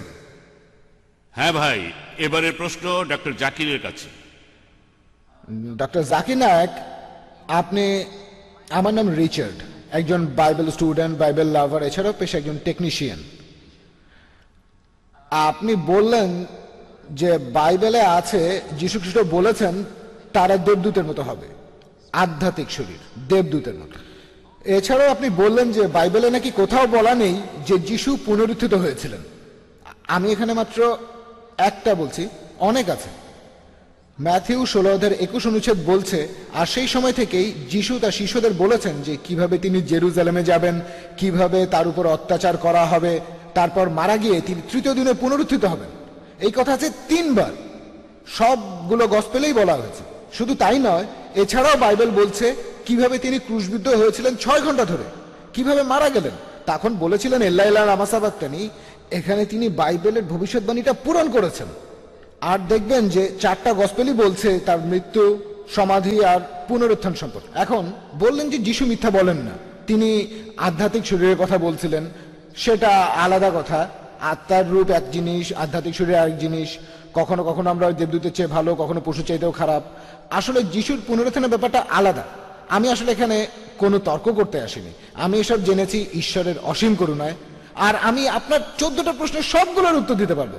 একদিন আমি ইসলামিক রিসার্চ ফাউন্ডেশনে এসে আপনার সবগুলো প্রশ্নের উত্তর দেবো, বিতর্ক করার জন্য না, আমি আনন্দের সাথেই বলবো। আর কথাটা সত্যি, ট্রিনিটি শব্দটা বাইবেলে নেই, শব্দটা নেই, কিন্তু যীশু খ্রিস্ট ঈশ্বর, এই কথাটা আমি আপনাকে বিভিন্নভাবে প্রমাণ করে দিতে পারি, আপনাকে আমি এটা দেখিয়ে দিতে পারি। আমার কাছে এখানে কিছু লিফলেট আছে, বাইবেলের মধ্যে অঙ্কের বিস্ময়কর খেলা আছে। এটা প্রমাণ হয় যে বাইবেলই সত্যি, এটাই প্রমাণ, বাইবেল পারফেক্ট। তাই আমার কাছ থেকে আপনারাও কালেক্ট করে নিতে পারেন বাইবেলের সত্যতার প্রমাণ। আপনার প্রশ্নটা, আমার প্রশ্নটা হলো, যীশু খ্রিস্ট অনেকবারই বলেছেন তিনি মারা যাবেন, তারপরে পুনরুত্থিত হবেন। আপনাকে আমি আরো অনেক উদ্ধৃতি দিতে পারি। 20:19 অনুচ্ছেদ বলছে যীশু খ্রিস্ট ক্রুশবিদ্ধ হয়ে মারা যাবেন, তারপর তৃতীয় দিনে যীশু খ্রিস্ট আবার পুনরুত্থিত হবেন। এই তো শেষ, আমার প্রশ্ন প্রায় শেষ, প্রায় শেষ। বলেন, কোনো সমস্যা নেই। প্রশ্ন শেষ হয়েছে? হ্যাঁ, আমি একটু ব্যাখ্যা করলাম। কোনো সমস্যা নেই ভাই, আমাদের আইআরএফ এ প্রতি রবিবার প্রোগ্রাম হয়।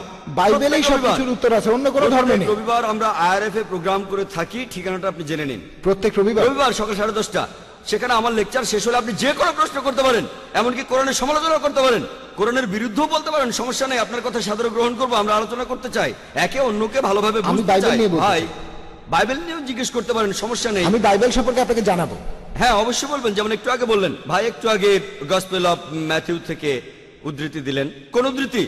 যিশু বলেছেন তিনি মারা যাবেন, তারপর উত্থিত হবেন। তিনি নিজে বলেছেন, আমিও মানি, আমরা সবাই মানি যে তিনি মারা গিয়ে উত্থিত হবেন, দ্বিতীয়বার আসার পর মারা গিয়ে উত্থিত হবেন।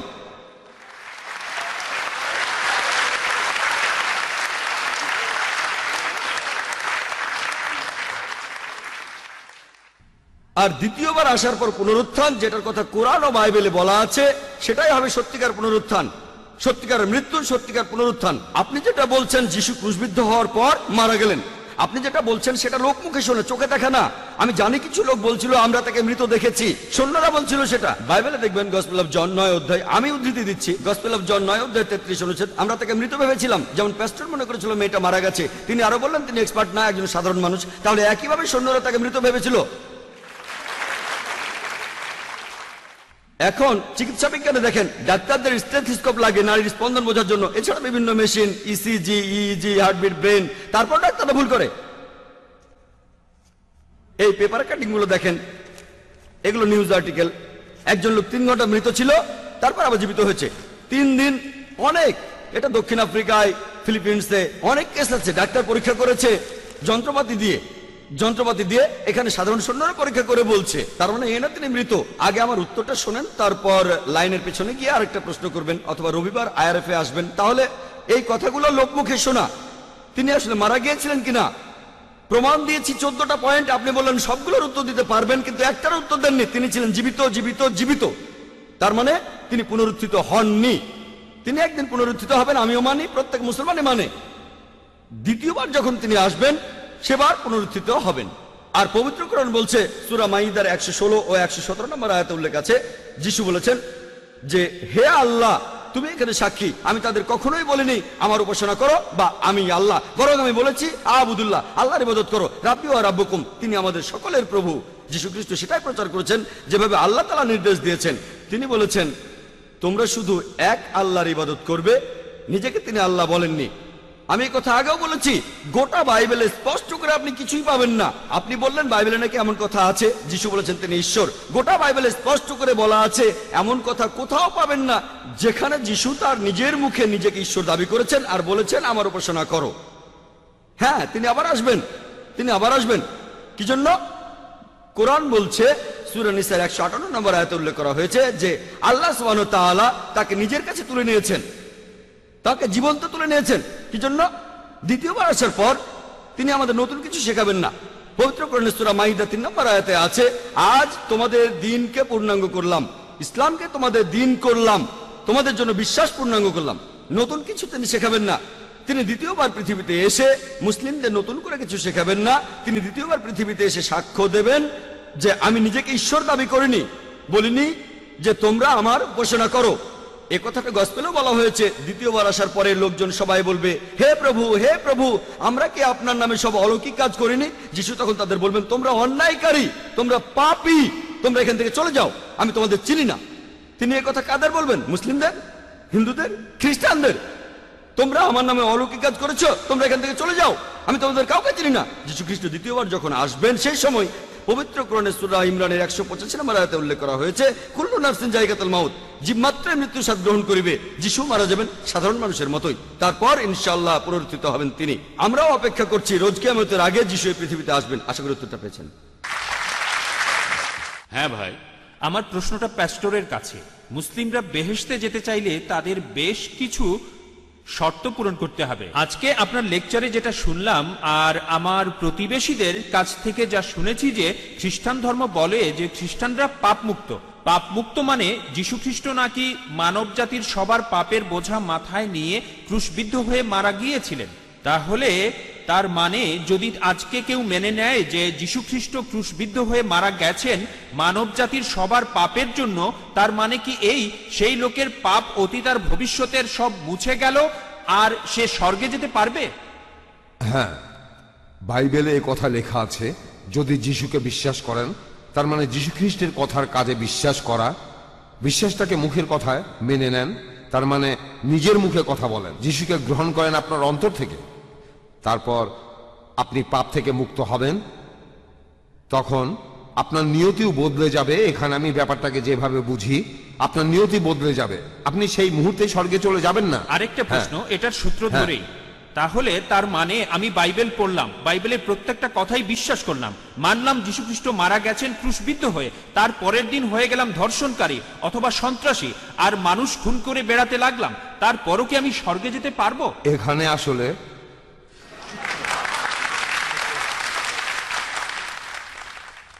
যদি আপনি আজকে সত্যি সত্যি যীশু খ্রিস্টকে বিশ্বাস করেন, আগামীকাল আপনি ধর্ষণ করবেন না। না কেন? এমনটা তো হতেই পারে। আপনার জীবন এতটাই বদলে যাবে। তাহলে মিথ্যা বলছেন, আপনি যিশুকে বিশ্বাস করেন না। দেখেন, স্বর্গে যাওয়ার একমাত্র শর্ত হলো আমি বিশ্বাস করব যিশুকে, তিনি ক্রুসিফাইড হয়েছেন, মানব জাতির পাপের জন্য ক্রুশবিদ্ধ হয়ে মারা গেছেন। এটাই তো স্বর্গে যাওয়ার একমাত্র শর্ত। আপনার লেকচারেও একই কথা বললেন। যদি যিশুকে বিশ্বাস করেন, সেটা কেমন হবে তা বলা আছে অ্যাক্টস অফ ফেইথে, যেটা হলো জেমসের বই, ইয়াকুব। যদি আপনার বিশ্বাসটা মিথ্যা না হয়, বোকা না হয়, এই বিশ্বাসটাই আপনার জীবনটাকে চালাবে।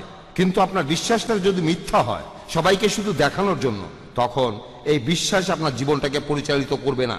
ধরেন আজকে আমি একজন অপরাধী, যিশুকে বিশ্বাস করলাম আর অনুতপ্ত হলাম, পাপ থেকে মুক্তি চাইলাম। সবকিছুর মূলে আছে যিশু খ্রিস্টকে বিশ্বাস করা। অনুতপ্ত মানে আমি বদলে গেছি, নতুন ভাবে পথ চলছি, আমি নতুন করে আর কোনো পাপ করছি না। ঈশ্বর আমাকে সাহায্য করলে আমিও সফল হব, আবার আগের মতো করে পথ চলতে শুরু করব, আমার জীবন বদলে যাবে। এখন আমি ভুল করতে পারি, তার মানে এই না যে আমি বিশ্বাসটা ত্যাগ করেছি। একটা বাচ্চার ছেলে তার বাবাকে ভালোবাসে, তারপর মাঝে মধ্যে সে তার বাবাকে অমান্যও করে। এই অমান্য করার একটা সীমা আছে, ওকে? অমান্য করার একটা সীমা আছে, প্রত্যাখ্যানের বিদ্রোহের একটা সীমা আছে। তাই আমি সংক্ষেপে বলি, যদি আমি যিশুকে বিশ্বাস করি, আমি ঈশ্বরের কাছে ক্ষমা চাইব, আমাকে পাপ মুক্ত করবেন। যদি সত্যি সত্যি যিশুকে বিশ্বাস করি, ঈশ্বর সব জানেন যে আমার মুখের কথা সত্যি কি না। তারপর এটা আমার জীবন পরিচালিত করবে। আমি একবার কুয়েতে ছিলাম, ইসলামের অনেকেই সেখানে শব্দ নিয়ে খেলা করে। একবার এক লোক বলেছিল যে সে একজন মুসলিম, সে তখন কালেমাও পড়েছিল, কারণ সে তার স্ত্রীর কাছ থেকে ছেলে মেয়েদের ভার নিতে চেয়েছিল। তখন এক লোক তাকে বুদ্ধি দিল, যদি এটা বলেন তখন শরিয়া এ কথা বলবে, বাচ্চারা আপনার কাছে থাকবে, কারণ আপনার স্ত্রী খ্রিস্টান, তখন সব আপনার পক্ষে যাবে। তাই সে করলো, সে তাই করলো। তারা তখন মোল্লাকে বলল, মানে সেখানকার বিচারক, লোকটা মুখে কালেমা বলল, মন থেকে বলেনি। মোল্লা বলল, না না না, সেটা শুধু আল্লাহই বলতে পারেন। লোকটা কালেমা বলেছে, আমরাও শুনেছি, সে মুসলিম, এটা প্রমাণিত, মনের কথা শুধু আল্লাহ জানেন। এখানে তারা কিন্তু শব্দ নিয়ে খেলা করছে। লোকটা বাচ্চাদের ভার নিতে চেয়েছিল। খ্রিস্টান ধর্ম বিশ্বাসে ঈশ্বর জানেন আপনি সত্যি বলছেন কিনা। যদি সত্যি যিশুকে বিশ্বাস করেন, ঈশ্বর আপনাকে পাপ থেকে মুক্তি দেবেন। অনেক মাদকাসক্ত ঠিক এভাবেই মুক্তি পেয়েছে, চিকিৎসা করে তাদের ভালো করা যায়নি, এভাবে তারা মুক্তি পেয়েছে। এই প্রতিষ্ঠানটার নাম কিং চ্যালেঞ্জ। তাদের সাফল্যের হার এই ক্ষেত্রে অনেক বেশি। এমনকি সেরা মাদকাসক্ত পুনর্বাসন কেন্দ্রগুলো এমন সাফল্য দেখাতে পারেনি। তাদের সাফল্য 2 বা 3%। তারপর কি হয়, সেই রোগীরা আবারও মাদক নেয়। কিন্তু এরা সফল হয়েছে, অনেক মাদকাসক্তকে তারা ফিরিয়ে আনতে পেরেছে, কারণ তাদের এই যে চিকিৎসা, এর মূলে রয়েছে যীশু খ্রিস্টকে আপন মন থেকে বিশ্বাস করা। যীশু খ্রিস্ট সব সমস্যার সমাধান। যীশু আসলে পটে আঁকা সুন্দর কোনো ছবি নয়, শুধু একটা বইতে আঁকা রঙিন ছবি নয়। যীশু খ্রিস্ট আমাদের জীবনের সব সমস্যার সমাধান। আচ্ছা, এবারের প্রশ্নটা মহিলাদের মধ্য থেকে। ডক্টর জাকির, প্যাস্টর রকনিকে কেউ কি প্রশ্ন করবেন মহিলাদের মধ্য থেকে? আমাদের পাপের দায়ভার যদি আমাদের উপরে থাকে, তাহলে যিশু কেন আমাদের পাপের জন্য মারা গেলেন? আচ্ছা, আর সরি, প্রশ্নটা কি ঈশ্বর প্যাস্টর কেন- রকনির জন্য? হ্যাঁ, ঈশ্বর সেজন্য যিশুকে কেন শাস্তি দিবেন? যদি আমাদের পাপের দায় আমাদের উপরেই থাকে, তাহলে যিশু কেন আমাদের জন্য মারা গেলেন? আর দ্বিতীয় প্রশ্নটা সেটা কি? আমাদের জন্য ঈশ্বর কেন যিশুকে শাস্তি দিবেন? আচ্ছা, আইন বলতো আমরা সবাই পাপী। এই আইনটা ছিল যিশুর আগে। সেখানে মানুষের কাছে ঈশ্বর কি চান সেটা বলা আছে। সেখানেই আসলে বলা হয়েছে যে আমরা কতটা পাপী। ওকে, তাহলে এই পাপ থেকে কোনো মুক্তি নেই, সব মানুষেরই একই অবস্থা, কোনো মুক্তি নেই। আর মুসার আইন নিশ্চিত করে বলছে পাপ থেকে মুক্তি নেই, তোমরা যতই চেষ্টা করো সফল হবে না। তারপর যিশু আসলেন এই চক্রটা ভেঙে দিতে। ওকে, আমি আমার লেকচারে আগেও বলেছি, যদি আমার কোনো বন্ধু আমার পাপের জন্য মারা যায়, তার মৃত্যুটা ঈশ্বরের কাছে কোনো গুরুত্বই পাবে না, কারণ সে শুধু নিজের কাজের জন্য দায়ী। তবে যীশু খ্রিস্ট একেবারেই আলাদা। যিশু এমন একজন মানুষ যিনি কখনোই মরতে পারেন না। ঈশ্বর এখানে মানুষের রূপ নিয়েছেন নিজের ঐশ্বরিক ক্ষমতাগুলোকে বাদ দিয়ে। ওকে, তিনি মানুষ হিসেবেই ছিলেন। এখানে পাপ আর বিচারের কথা যদি বলি, তিনি কখনোই মরতে পারেন না। সেজন্য তিনি একটি নিখুঁত ভেড়া। এই পৃথিবীর অন্য কেউ এতটা নিখুঁত নয় যিশুর মতো। আর সেজন্য যিশুর মৃত্যুটা খুবই মূল্যবান, ঈশ্বরের কাছে অনেক অনেক দাম। আর পুরো মানুষ জাতির পাপের বোঝা মাত্র একজনই নিতে পারে পুরো ইতিহাসে, আর তিনি হবেন অন্য সবার চেয়ে আলাদা। একমাত্র তিনিই পাপের বোঝা নিতে পারবেন, অন্য কেউ এটা পারবেন না। একমাত্র যীশু খ্রিস্ট পারবেন, কারণ তিনি জীবনে কখনো কোনো পাপ করেননি। আর তাই তিনি ছিলেন বলিদানের জন্য একটা নিখুঁত ভেড়া। ব্যাপারটা এরকমই। আর যীশু খ্রিস্ট সবার চাইতে আলাদা। এটাই কারণ আমার ধারণা আপনাকে আমি কিছুটা বোঝাতে পেরেছি। হ্যাঁ, ওকে, যীশু খ্রিস্ট তিনি ছিলেন একেবারে নিষ্পাপ, তার কখনোই মরা উচিত নয়।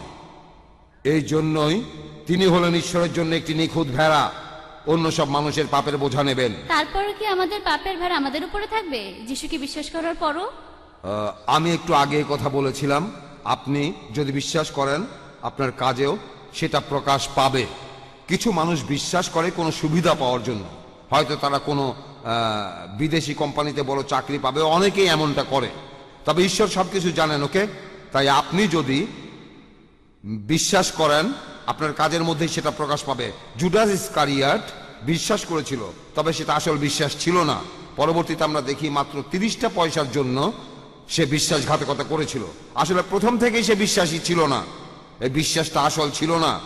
সুবিধা থাকলে বিশ্বাসী, শুধু তখনই বিশ্বাসী যখন সুবিধা থাকবে। ওকে, তাহলে বুক অফ জেমস বলছে যদি বিশ্বাস করেন কাজেই সেটা প্রকাশ পাবে। ওকে, শুধু মুখে বললেই সেটা বিশ্বাস হয়ে যায় না, মুখের কথাগুলো ভেতরে থাকতে হবে।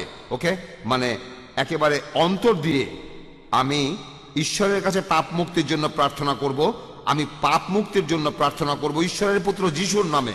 এটাই হলো পাপ মুক্তির একমাত্র উপায়, আর কোনো পথ খোলা নেই।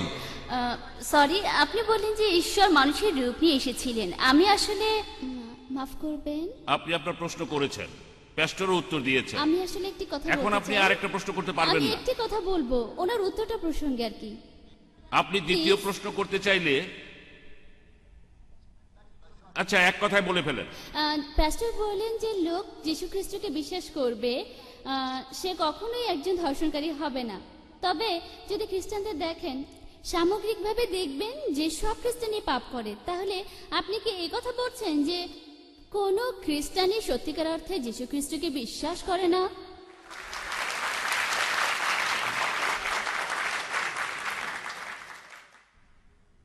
আপনি অবিশ্বাসী খ্রিস্টানদের কথা বলছেন।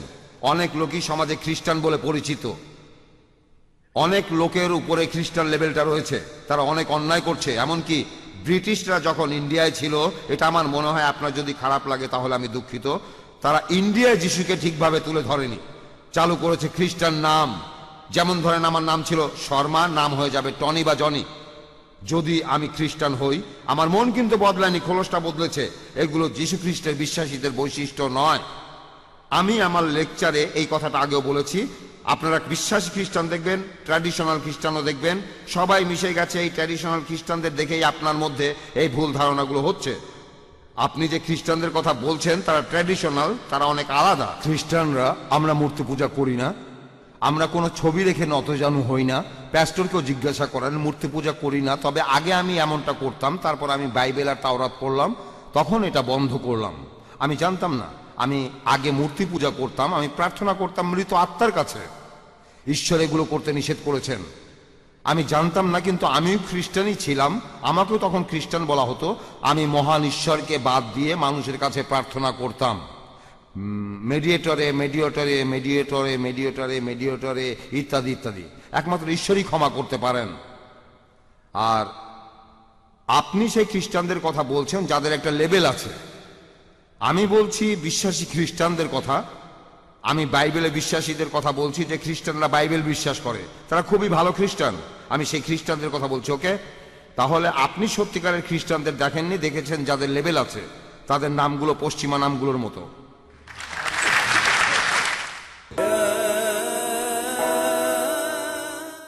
আপনি বললেন যে পবিত্র বাইবেলে একথা লেখা আছে যে যখন যিশু ফিরে আসলেন, তার শিষ্যরা যিশুকে দেখে ভয় পেয়ে গিয়েছিল। তিনি তো মারাই যাননি, তাহলে ভয় পাবে কেন?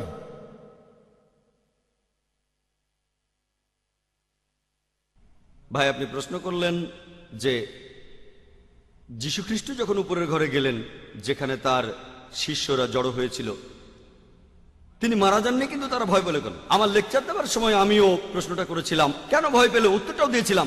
কারণ তারা ভেবেছিল আত্মা, মনে করেছিল আত্মা। কিন্তু আপনি তো বললেন তিনি মারা গেছেন। আমি সেটাই বলছি, তারা আসলে জানতো না তিনি মারা গেছেন। আচ্ছা, ধরেন আপনি আচ্ছা, মারা বলেন। গেলেন, তারপর এখানে আসলেন, তখন ভয় পেয়ে সবাই এখান থেকে পালিয়ে যায়। হ্যাঁ, ঠিক আছে, আমিও একমত। আপনি একমত? ধরেন আমি খবরের কাগজে পড়লাম যে অমুক লোক 10 তলা থেকে পড়ে গেছে, হ্যাঁ, আর সে মারা গেছে। কিন্তু আগামীকাল যদি সেই লোক আসে, আমি তো ভয় পাবোই। যদি সে বলে যখন আমি পড়ে গিয়েছিলাম সেখানে একটা ট্রাক ছিল, তার উপরে পড়ে গেছি, আমি মারা যাইনি, তাহলে অন্যজনের কাছে শুনলাম সে পড়ে গিয়ে মারা গেছে, তারপর যখন আসলো আমি তাকে চেক করে দেখলাম, তার হাত দেখলাম, সে জীবিত, তাহলে প্রথমে আমি ভয় পাবো, কিন্তু পরে যখন সব শুনবো আর ভয় পাবো না। এখানেও একইভাবে প্রথমে তিনি তো কিন্তু মারা তারপর গেছেন। আগে উত্তরটা দেই, তারপর বলেন, সমস্যা নেই, আপনাকে সময় দেব, আরো প্রশ্ন করেন, IRF এ আসেন, আগে আমাকে উত্তরটা দিতে দেন। তারা ভেবেছিল, বাইবেল বলছে গসপেল অফ লুক 24 নম্বর অধ্যায়ের 37 অনুচ্ছেদে, তার শিষ্যরা ভয় পেয়ে গিয়েছিল আর ভেবেছিল তিনি আত্মা, মনে করেছিল। এটা কে বলেছে? ডক্টর জাকির বলেনি, কে বলেছে? লুক। তারা ভেবেছিল তিনি আত্মা। তখন যিশু বললেন, আমাকে স্পর্শ করে দেখো, কারণ আত্মার রক্ত মাংসে শরীর থাকে না। তারা খুশি হয়ে গেল। প্রথমে ভয় পেয়েছিল কারণ তারা ভেবেছিল আত্মা, যখন প্রমাণ করলেন তিনি আত্মা নন, তারা খুশি হয়ে গেল। এ কথা কে বলেছে? Gospel of look. গসপেল বলছে যিশু মারা গিয়েছিলেন, সমাধিতে রাখা হয়েছিল, তারপর এসেছিলেন। আপনি এটা বলেছেন, এমন কথা আমি আপনি বলিনি। বলেছেন, আমি জানি না। আমি উদ্ধৃতি দিচ্ছি বাইবেল থেকেই। এক্সকিউজ মি ভাই, আপনি প্রশ্ন করেছেন, বক্তাও সেটার উত্তর দিয়েছেন। মনে হয় আল্লাহ আমাদের বেশিরভাগ মানুষকেই দিয়েছেন নিজের বুদ্ধি, নিজের মন। তারা নিজেরাই সব বিচার করবেন, আমরা এ ব্যাপারে মন্তব্য করব না। এখানে দর্শক শ্রোতা যারা আছেন তারাই এগুলো বিচার করবেন। এটাই আমাদের আজকের এই অনুষ্ঠানের মূল উদ্দেশ্য, যাতে করে আমরা একে অন্যকে ভালোভাবে বুঝতে পারি। এটা নিয়ে ঝগড়া করব না, আমরা এখানে একে অন্যকে ভালোভাবে বোঝার চেষ্টা করব। ওনারা এখানে এক্সপার্ট, তারা ভালো করে জানেন, তাই তাদের উত্তর দিতে দিন। যদি আপনি ভালো জানেন তাহলে একটা হল ভাড়া করেন, তারপর আমাদের আমন্ত্রণ জানান, আমরা সবাই ঘুরতে যাব, সবাই যাব আপনার কথা শুনতে। হ্যাঁ ভাই বলেন। এই সব কথাগুলোই লোক মুখে শোনা। শিষ্যরা তাকে আত্মা মনে করেছিল, কারণ তারা শুনেছিল তিনি মারা গেছেন, শুনেছিল লোকজনের মুখে, তারা নিজের চোখে দেখেনি। এ কথা কে বলেছে? গসপেল অফ মার্ক 14:50 অনুচ্ছেদ। তাদের সবাই পালিয়ে গিয়েছিল। যীশু খ্রিস্টের জীবনের সবচেয়ে সংকটময় মুহূর্তে শিষ্যরা সবাই তাকে ত্যাগ করে চলে গিয়েছিল। এ কথা কে বলেছে? গসপেল বলেছে। তারা লোকজনের মুখে শুনেছিল, তিনি তার হাত দেখিয়ে প্রমাণ করেছিলেন তিনি কোনো আত্মা নন। আর প্যাস্টর বললেন, আগের প্রশ্নের উত্তরে তিনি মানুষের পাপ মুক্তির কথা বললেন, সেখানে প্যাস্টর বললেন আমাদের মানা উচিত যে যীশু খ্রিস্ট আমাদের পাপের জন্য মারা গেছেন, এরপরে আমাদের পাপ করা উচিত না। আমি এটা বুঝলাম না, কেউ আমার পাপের প্রায়শ্চিত্ত করে থাকলে নতুন করে পাপ করতে অসুবিধা কোথায়? যদি কেউ আমাকে বলে অমুক রেস্টুরেন্টে যান, দিল্লি দরবার, আমি বিল দিয়ে দিয়েছি, আপনি যত খুশি খেয়ে আসেন, তারপর বললাম মুরগি খাবেন না। আমি বললাম কেন? আপনি তো বিল দিয়ে দিয়েছেন, আমি মুরগি খাবো না কেন? খাসির মাংস খাবেন না, আমি বললাম কেন? আপনি তাহলে মিথ্যে বলেছেন। আপনি আমাকে বললেন আমি বিল দিয়ে দিয়েছি, আপনি যত খুশি খান, যত খুশি আপনি খেয়ে যান সারা জীবন ধরে, তারপর কেন বলছেন মুরগি খাওয়া যাবে না, খাসি খাওয়া যাবে না? তাহলে তো মিথ্যে বলেছেন। তাহলে যিশু আমাদের পাপের জন্য প্রায়শ্চিত্ত করে থাকলে তাহলে সমস্যা কোথায়? যদি ধর্ষণ করেন আর চুরি করলেই বা সমস্যা কোথায়? তাহলে এই যুক্তিটা আসলে কোনো যুক্তিবাদী মানুষ মানতে পারবে না। আশা করি উত্তরটা পেয়েছেন।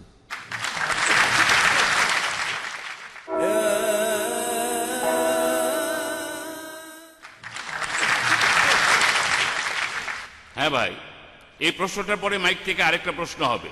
আমার প্রশ্নটা রুকনির কাছে। আমরা সবাই জানি যে প্রত্যেক দেশে একটা ফৌজদারি আইন আছে, আর কেউ যদি কোনো অন্যায় করে তাকে সেই ফৌজদারি আইন অনুযায়ী শাস্তি দেয়া হয়। তবে এত কিছুর পরেও যদি খবরের কাগজ পড়েন, সেখানে দেখবেন হাজার হাজার খুন, ধর্ষণ, আর পুরো পৃথিবীটা জুড়েই এমন অপরাধ চলছে। ধরেন আপনি আপনার লেকচারে যে কথাগুলো বললেন, লেকচারের শুরুতে, যে যীশু খ্রিস্ট ক্রুসিফাইড হয়েছিলেন, নিজের পাপের জন্য তিনি এই শাস্তি পাননি, বরং ক্রুসিফাইড হয়েছিলেন মানব জাতির সবার পাপের প্রায়শ্চিত্তের জন্য, মানে খ্রিস্টানদের পাপের জন্য। যদি আপনি বিশ্বাস করেন যীশু খ্রিস্টানদের জন্য ক্রুসিফাইড হয়েছেন, তাহলে আমাদের এই পৃথিবীর অবস্থাটা কি হবে? ঠিক আছে, শেষ হয়েছে। বাইবেলে বলা আছে যিশু মারা গিয়েছেন পৃথিবীর সব মানুষের পাপের বোঝা নিয়ে। যে লোক যিশুকে বিশ্বাস করে সে পাপ থেকে মুক্ত হবে। এই বিশ্বাসটা আসলে আপনার জন্য, পৃথিবীর সব মানুষের জন্য। তাহলে তখন পরিস্থিতি নিয়ন্ত্রণ করবে কে? সবাই যদি এটা বিশ্বাস করে, হ্যাঁ, আপনাকে আজ এখানে খুন করতে পারি, হ্যাঁ, আর কালকে আমি আদালতে গিয়ে বলবো আমার পাপের জন্য যিশু ক্রুসিফাইড হয়েছেন, আমার বিচার করতে পারবেন না। হ্যাঁ, এটা কি কাগজে লিখে দিতে পারবেন যে এই লোকের বিচার করা যাবে না, এর জন্য যিশুকে ক্রুসিফাইড করা হয়েছে? এই প্রশ্নটার উত্তর আমি আগেও দিয়েছিলাম। বুক অফ জেমসে আছে, আরবিতে ইয়াকুব বলছেন যদি সত্যি বিশ্বাস করেন আমাকে খুন করবেন না। আপনি খুন করবেন না, এটা লিখে দেন। যদি মিস্টার ইফতেখার আজকে আমাকে খুন করে, আর এজন্য কোনো আদালতে তার বিচার করা যাবে না, লিখে দিতে পারবেন? হ্যাঁ, এ কথাটা লিখে দিতে পারবেন? এক মিনিট, আমি কালকেই বিশ্বাস করব যে যীশু খ্রিস্ট আমাদের জন্য ক্রুসে মারা গিয়েছেন।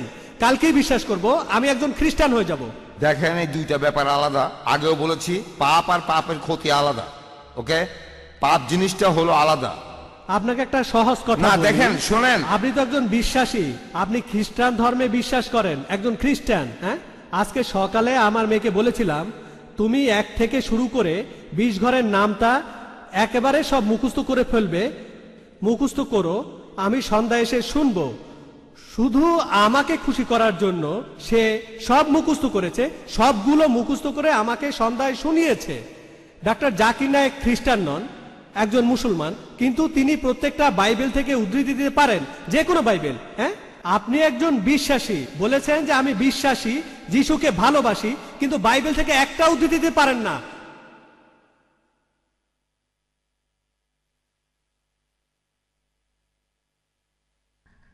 আমি শুরু করব। আমি আপনাকে অনুরোধ করব একটু শান্ত হন আর আপনার প্রশ্নটা করেন। দয়া করে মন্তব্য করবেন না যে বক্তারা কি জানেন বা জানেন না। আচ্ছা, আপনি আপনার এখন প্রশ্নটা করেছেন, এবার উত্তরটা শুনুন। আমি এ কথা আগেও বলেছি, একটা জিনিস হলো পাপ, আরেকটা হলো পাপের ফলাফল। ওকে, যেমন ধরেন একজন খুব গরিব লোক, তার কাছে খুব অল্প খাবার ছিল, আমি একজন চোর, খাবারটা চুরি করলাম আর লোকটা না খেতে পেয়ে মারা গেল। ওকে, এর কিছুদিন পর, কয়েকদিন পর একজন ধার্মিক লোক আমাকে বলল, তুমি চুরি করেছো, এটা করা উচিত নয়। তখন আমি বুঝলাম যে এমন অপরাধ করে ফেলেছি যেটার ক্ষতিপূরণ নেই, আমার অপরাধের কারণে একজন মানুষ মারা গেছে। তবে সেই লোক বললেন, তোমার মুক্তির জন্য আমি যিশুর কাছে প্রার্থনা করেছি, তারপর আমার নিয়তি বদলে গেল। আমার নিয়তি যে বদলালো, এটাই হলো বাস্তব। বাইবেলেও এই কথাই বলা হয়েছে, ঈশ্বরও এই কথাই বলছেন। এই ক্ষতিপূরণ কি করে করতে পারি? আমি একজনকে মেরে ফেলেছি, তার খাবার চুরি করেছি, এর উত্তর হলো না। পুলিশ আমাকে অ্যারেস্ট করবে, তারপর সেই দেশের আইন অনুযায়ী আমার ফাঁসি হয়ে যেতে পারে। হ্যাঁ, আমি যে অপরাধ করেছি তার ফলাফলগুলো আমাকে মেনে নিতেই হবে, কিন্তু আমার আত্মার নিরাপদ, কারণ আমার নিয়তি বদলে গেছে। ঈশ্বর আমাকে সব পাপ থেকে মুক্তি দিয়েছেন। কিন্তু যে ক্ষতি আমি করেছি সেটা বেশ বড় ক্ষতি, আর সেটার মূল্য এই পৃথিবীতেই আমাকে দিয়ে যেতে হবে। অনেক পাপ, সেগুলো এত গুরুতর, সেগুলোর ক্ষতিপূরণ হয় না যদি আমি খ্রিস্টান হই। আরেকটা ঘটনা দেখেন, আমি ছোট পাপ করলাম, ধরেন সাজির সাথে প্রতারণা করলাম, তারপরে আমার অনুতাপ হতে লাগলো, ঈশ্বর আমাকে ক্ষমা করো, আমি সাজিকে ঠকিয়েছি। সাজি, এই যে আপনার পেন, এটা সেদিন আমি নিয়ে গিয়েছিলাম। এ ধরনের ছোট পাপের ক্ষতিকে পূরণ করা যায়, এসব ক্ষেত্রে সম্ভব। তবে আমার পাপের জন্য যদি অতীতে কোনো মানুষ মারা গিয়ে থাকে, এটার ক্ষতিপূরণ নেই, আর সব দেশে আইন আছে, তখন সেই আইনে আমার বিচার করা হবে। তাহলে একটা হলো পাপ, আর একটা হলো ক্ষতি। সব ক্ষতিকে পূরণ করা যায় না। মনে করেন আমি একজন অ্যালকোহলিক, অনেক বেশি মদ খেতাম, জীবনের অনেক সময় মদ খেয়ে কাটিয়েছি। তারপর বয়স হয়ে গেলে একজন ধার্মিক লোক আমাকে বলল, ঈশ্বরের কাছে ক্ষমা চাও। আমি তখনই ক্ষমা চাইলাম আমার প্রভু যিশুর নামে, আর তখনই আমি পাপমুক্ত হয়ে গেলাম। একেবারে তখনই আমি পাপমুক্ত হয়ে গেলাম। ঈশ্বর আমার নিয়তি বদলে দিলেন। তবে আমি সারা জীবন ধরে প্রচুর বিয়ার খেয়েছি, আর আমার লিভারে পচন ধরে গেল। তারপর আস্তে আস্তে আমার লিভার পচে আমি মরে গেলাম। যে পাপগুলো করেছিলাম সেগুলো আমার জীবনের ক্ষতি করেছে, তবে থ্যাংক গড আমার আত্মার ক্ষতি হয়নি। হ্যাঁ, এভাবে পাপ করে নিজের অনেক ক্ষতি করে ফেলেছি আমি, তবে আত্মার ক্ষতি হবে না, কারণ আমি ক্ষমা চেয়েছি। ফ্রি গিফট ঈশ্বর উপহার দিচ্ছেন, ঈশ্বর আমাকে পাপ মুক্ত করছেন। এটা আমার প্রাপ্য না, তারপরও যিশুর জন্য করছেন। এটা হলো একটু অদ্ভুত লেনদেন।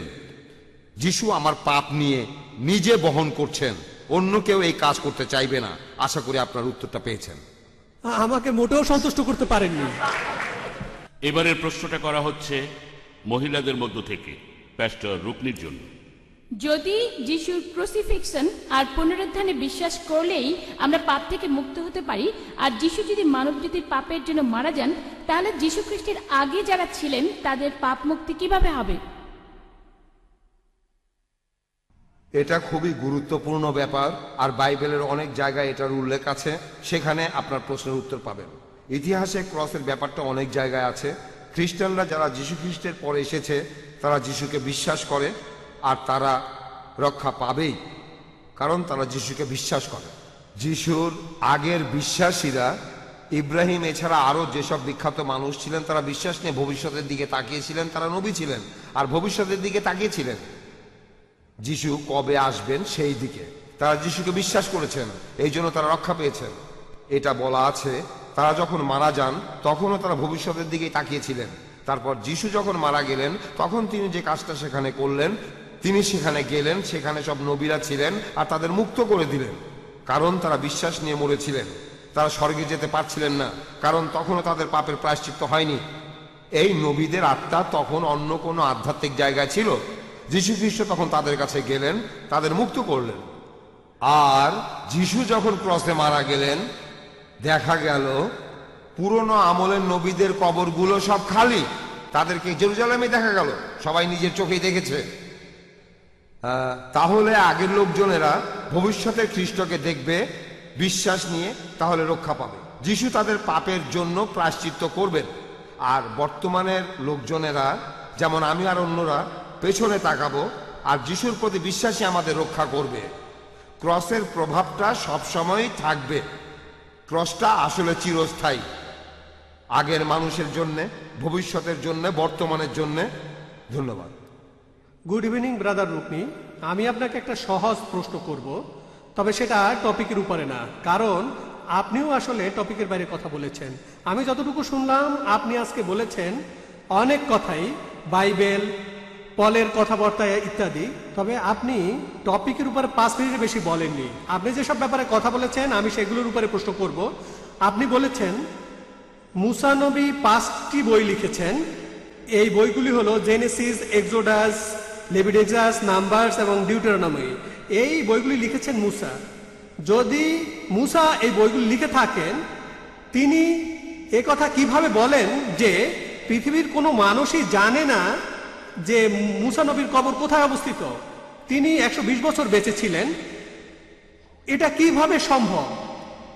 তাহলে যে লোক, আর আপনিও জানেন যে বাইবেল প্রথমে কিন্তু ইংরেজি ভাষায় লেখা হয়নি। এখানে প্রথম ভাষাটা ছিল কোনি গ্রিক, আর ছিল অ্যারামাইক, হিব্রু আর অ্যারামাইক। এটা একটা অনুবাদ, পবিত্র বাইবেল একটা অনুবাদ। আর সেখানে আপনারা যা লিখছেন সেটা আসলে, আপনি বললেন 2 জন দেবদূত পাথরটা সরানো, এখানে আপনারা বলছেন দেবদূত, তবে অরিজিনালটা গ্রিকে। এই শব্দটা হলো জেন, জেন জেন শব্দটা অনুবাদ করেছেন দেবদূত। তারপর শিষ্যদের কথা ধরেন, 12 জন বাদে তাদেরকেও বলছেন শিষ্য। আপনারা আসলে শব্দ নিয়ে খেলছেন। এখন আমাকে বলেন বাইবেলের কোন ভার্সনটা সঠিক? বাইবেলের অনেক ভার্সন আছে, আর বাইবেল আসলে কোন ভাষায় লেখা হয়েছিল? আমার মনে হয় না ভাষাটা ইংরেজি, কারণ তেমন যদি হতো। না না না, আমার প্রশ্নটা শেষ করি। আমার প্রশ্নটা সহজ, প্রশ্নটা আসলে খুবই সহজ, কারণ প্যাস্টর আজকে যে কথাগুলো বললেন তার অনেক কিছুই আমি বুঝিনি। আপনারা নিয়মটা একটু শিথিল করেন প্লিজ। এটা হলো আমার প্রশ্ন। প্রশ্নটা আবারও বলছি, বাইবেল কোন ভাষায় লেখা হয়েছিল?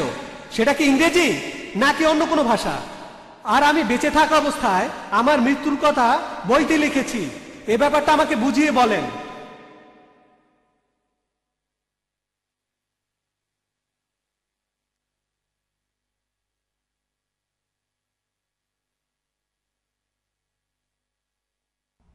হ্যালো,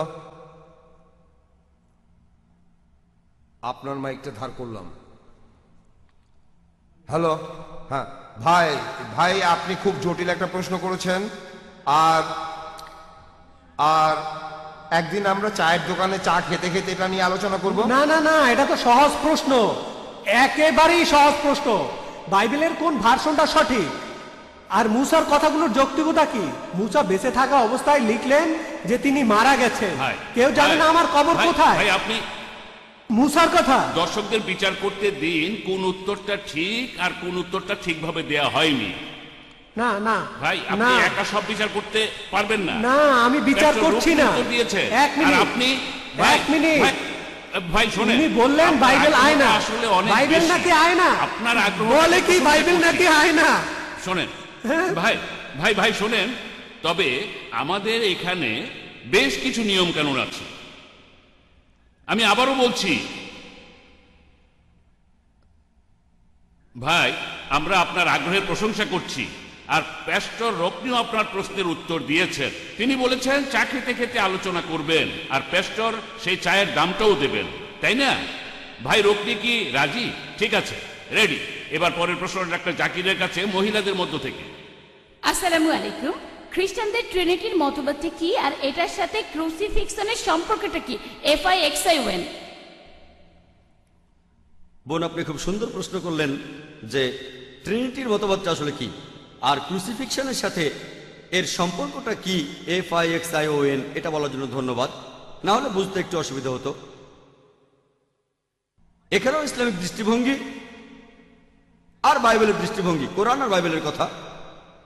এখানেও পবিত্র কোরআন বলছে, সূরা মাইদার ৭৩ নম্বর আয়াতে উল্লেখ করা হয়েছে, লাকাদ কাফরাল্লাযিনা কালু ইন্নাল্লাহা সালিসু সালাসা।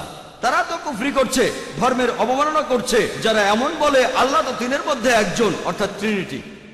এরপরে সূরা নিসার ১৭১ নম্বর আয়াতে উল্লেখ করা হয়েছে, ওয়ালা তাকুলু সালাসা, তোমরা ট্রিনিটি বলো না, নিবৃত হও, এটাই তোমাদের জন্য কল্যাণকর। ওয়ালা তাকুলু সালাসা, পবিত্র কোরআনে ট্রিনিটি শব্দটার উল্লেখ আছে সব মিলিয়ে 2 বার। কিন্তু যদি বাইবেল খুঁজে দেখেন, পুরো বাইবেলের ভেতরে ট্রিনিটি শব্দটা একবারও উল্লেখ করা হয়নি। যদি আপনারা এই বাইবেলটা পড়েন, এটা আকারে পবিত্রকরণের তুলনায় প্রায় দ্বিগুণ। এখানে অক্ষরগুলো আকারে ছোট, এখানে আরবি আর ইংরেজিতে ব্যাখ্যা করা হয়েছে। এই বাইবেল আসলে আকারে পবিত্রকরণের দ্বিগুণের চাইতেও বেশি। বাইবেলের কোথাও ট্রিনিটি শব্দটা পাবেন না, কোথাও না। কাছাকাছি যে অনুচ্ছেদটা আপনারা এখানে পেতে পারেন যেখানে ট্রিনিটির কথা বলা হচ্ছে, সেটা আছে ফার্স্ট এপিস্টল অফ জনে 5 নম্বর অধ্যায়ের 7 অনুচ্ছেদে বলা হয়েছে, স্বর্গে 3 জন সবার হিসাব রাখবে, মহান পিতা, পুত্র আর পবিত্র আত্মা, আর এই 3 জন এক। ট্রিনিটির মতবাদে কাছাকাছি অনুচ্ছেদটা ফার্স্ট এপিস্টল অফ জন 5 নম্বর অধ্যায়ের 7 অনুচ্ছেদ। তবে এখন যদি রিভাইজড স্ট্যান্ডার্ড পড়েন, এটা হলো কিং জেমস ভার্সন।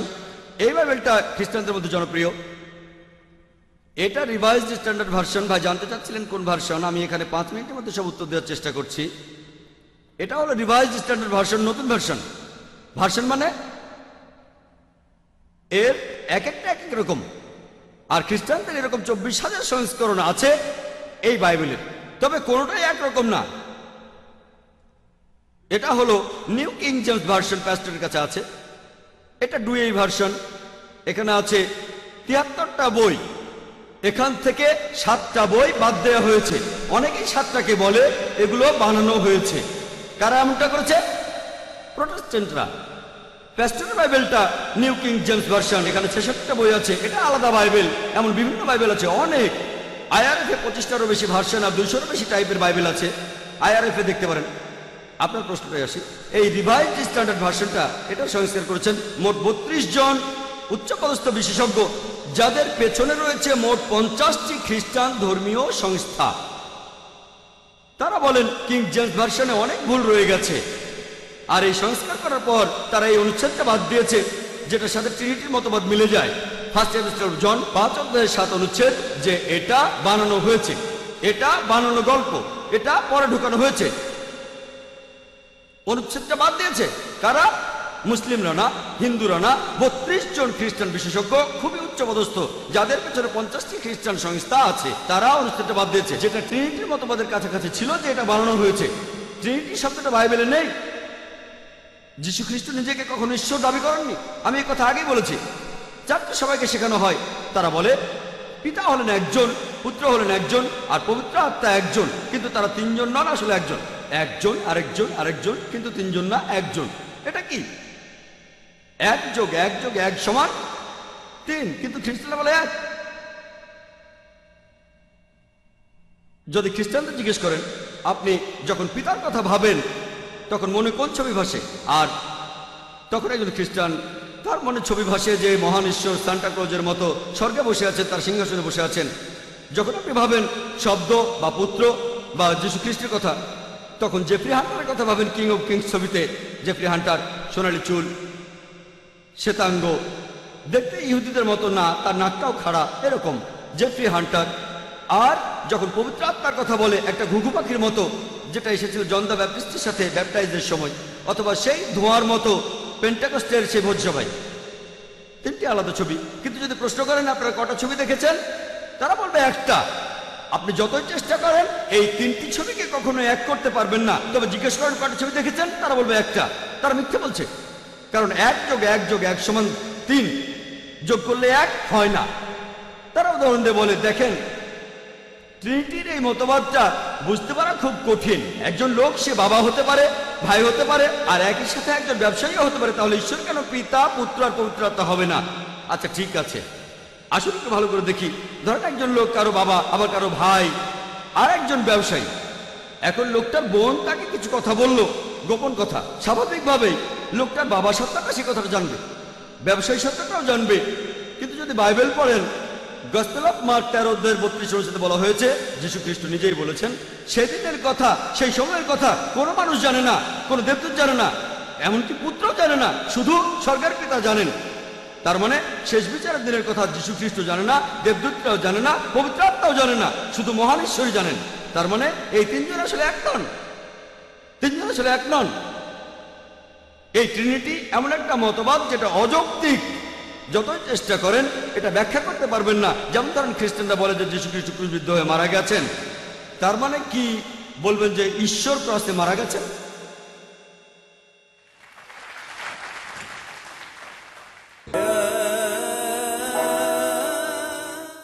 হ্যাঁ ভাই, এই প্রশ্নটাই আজকের অনুষ্ঠানের শেষ প্রশ্ন। আমি দর্শক শ্রোতাদের অনুরোধ করব অনুষ্ঠান শেষ হয়ে গেলেও 2-3 মিনিট বসে থাকার জন্য, সামান্য কিছুক্ষণ অপেক্ষা করবেন। হ্যাঁ ভাই। আমার নাম সান্ডি ম্যাথিউ, একজন ম্যান পাওয়ার কনসালটেন্ট। আমার কোম্পানির নাম sigma man power and marketing private limited. আচ্ছা, আমার প্রশ্ন ডক্টর জাকির নাইকের কাছে। আজকের বিতর্কের টপিকটা হলো, ওয়াজ ক্রাইস্ট রিয়েলি ক্রুসিফাইড? অন্য আরেকটা প্রশ্ন করে এই প্রশ্নটার উত্তর পাওয়া যাবে না, যুক্তি সেই কথাই বলে। আজকের বিতর্কের টপিক এটা নয় যে যীশু খ্রিস্ট পুনরুত্থিত হয়েছেন কিনা। আপনি আজকে আপনার লেকচারে এভাবেই বললেন, আর পুনরুত্থানের ব্যাপারটা নিয়ে শুধুমাত্র বাইবেলেই বলা হয়েছে, আর খ্রিস্টানরা সবাই এটা বিশ্বাস করে। আপনার লেকচারে এ কথাটাও বলেছেন যে আপনি বিশ্বাস করেন না যে বাইবেল মহান ঈশ্বরের বাণী। তারপরে আপনি উদ্ধৃতি দিয়েছেন বাইবেল থেকেই, আর বলেছেন, আপনি বলেছেন যে যীশু খ্রিস্ট পুনরুত্থিত হননি। তারপর বলেছেন এজন্য যীশু খ্রিস্ট ক্রুশবিদ্ধ হয়ে মারা যাননি। যুক্তিটা খারাপ না, তবে এই বিতর্কের ব্যাপারে আমার মনে হয় এটা ঠিক না। আরেকটা পয়েন্ট, হ্যাঁ একই প্রশ্ন নিয়ে বলছি, আরেকটা পয়েন্ট বলবো। এখন এটা একটা ঐতিহাসিক ঘটনা, ক্রুসিফিকশন আর যিশুর মৃত্যু একটা ঐতিহাসিক ঘটনা। ঐতিহাসিক রায় এই কথাগুলো লিখে গেছেন।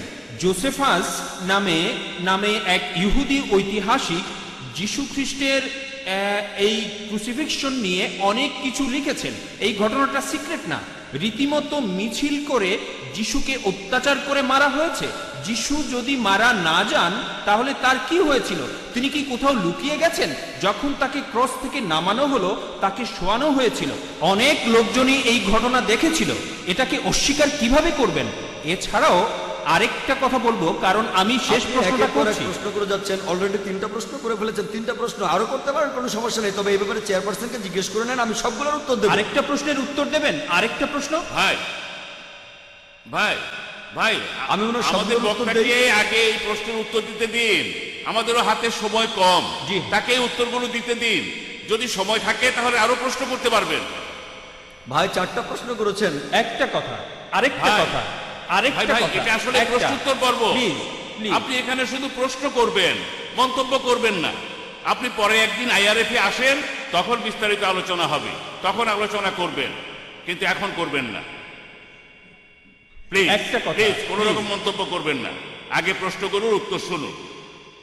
ভাই আপনি 4টা প্রশ্ন করেছেন, বললেন যে টপিক হলো ওয়াজ ক্রাইস্ট রিয়েলি ক্রুসিফাইড, আর এখানে পুনরুত্থানের কথা কেন বলছি, আর তারপর বললেন যদি যীশু খ্রিস্ট পুনরুত্থিত না হন তাহলে তিনি ক্রুসিফাই হননি। আপনি আসলে উল্টো পথে হাঁটছেন। আমি যেটা করতে চেয়েছিলাম, আমি এক ঢিলে দুটো পাখি মারতে চেয়েছিলাম। আমি আরেকটা বিতর্ক করতে চাই না যিশুর পুনরুত্থান নিয়ে। দুটো পাখি এক ঢিলে, যদি মারা না যান তিনি ক্রুসিফাইড হননি, যদি মারা না যান তিনি পুনরুত্থিত হননি। এক ঢিলে দুটো পাখি। যদি আপনি এখান থেকে পুনরুত্থান শব্দটা বাদ দেন, তারপরও যুক্তিটা এরকমই থাকবে। আর আপনি পরে ভিডিও ক্যাসেট দেখতে পারেন বাজারে আসার পরে। প্রথমে আমি বলেছি যদি কেউ মারা না যায় সে ক্রুসিফাইড হবে না। তারপরে আমি বলেছি যে পুনরুত্থান হতে গেলেও তাকে আগে মরতে হবে। আমি এক ঢিলে দুটো পাখি মেরে প্রমাণ করতে চেয়েছি যে যীশু খ্রিস্ট আসলে মারা যাননি। যদি মারা না যান তিনি ক্রুসিফাইড হননি। যদি মারা না যান কিভাবে পুনরুত্থিত হবেন? আমি এখানে এক ঢিলে দুটো পাখি মারতে চেয়েছিলাম, তবে টপিকের মধ্যে থেকেই, আমি টপিকের বাইরে চলে যাইনি, কারণ এই দুটো ব্যাপারে ইম্পর্টেন্ট।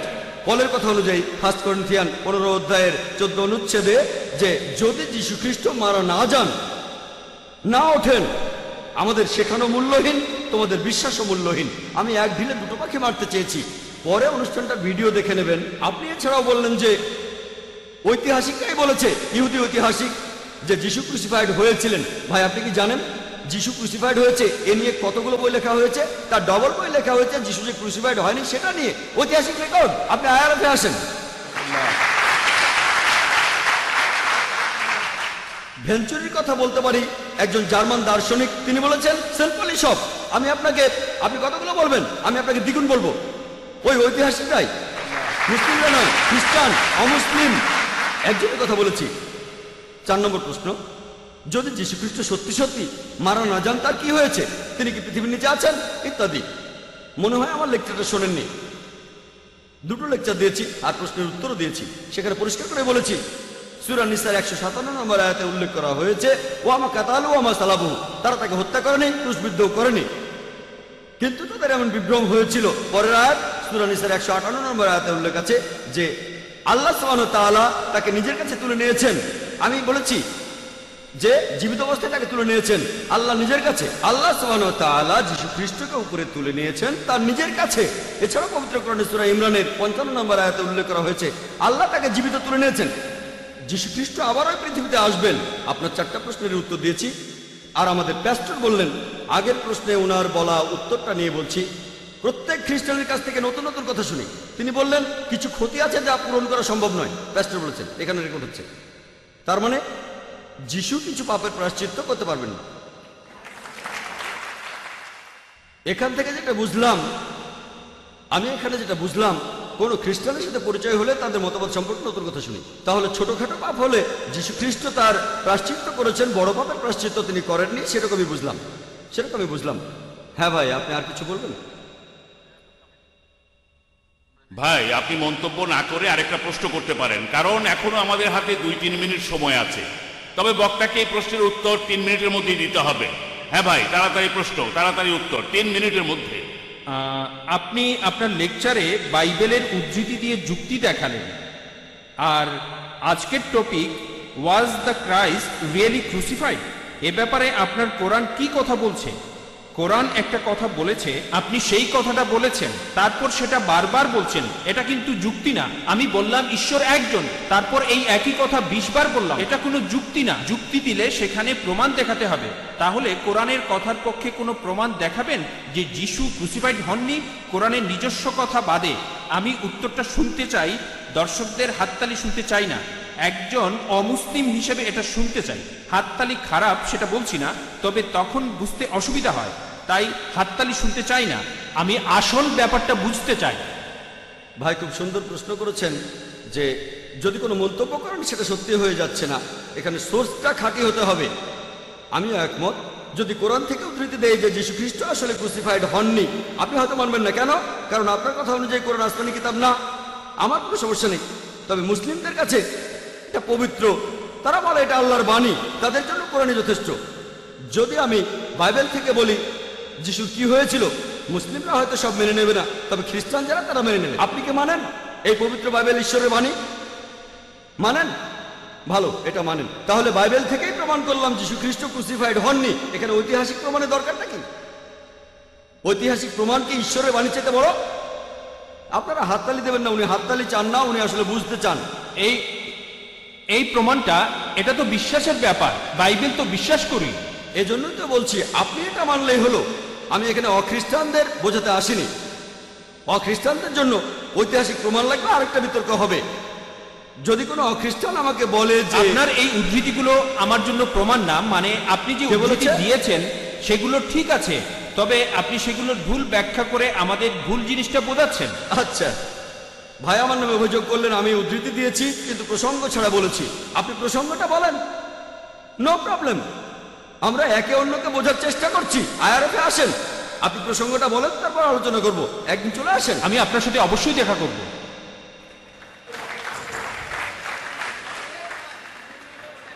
জাযাকাল্লাহ খায়ের। আমরা ধন্যবাদ জানাই আল্লাহকে যে অনুষ্ঠানটা ঠিক মতো শেষ করতে পেরেছি। আমরা আজ একে অন্যকে ভালোভাবে বোঝার চেষ্টা করেছি, আশা করি আপনারাও উপভোগ করেছেন।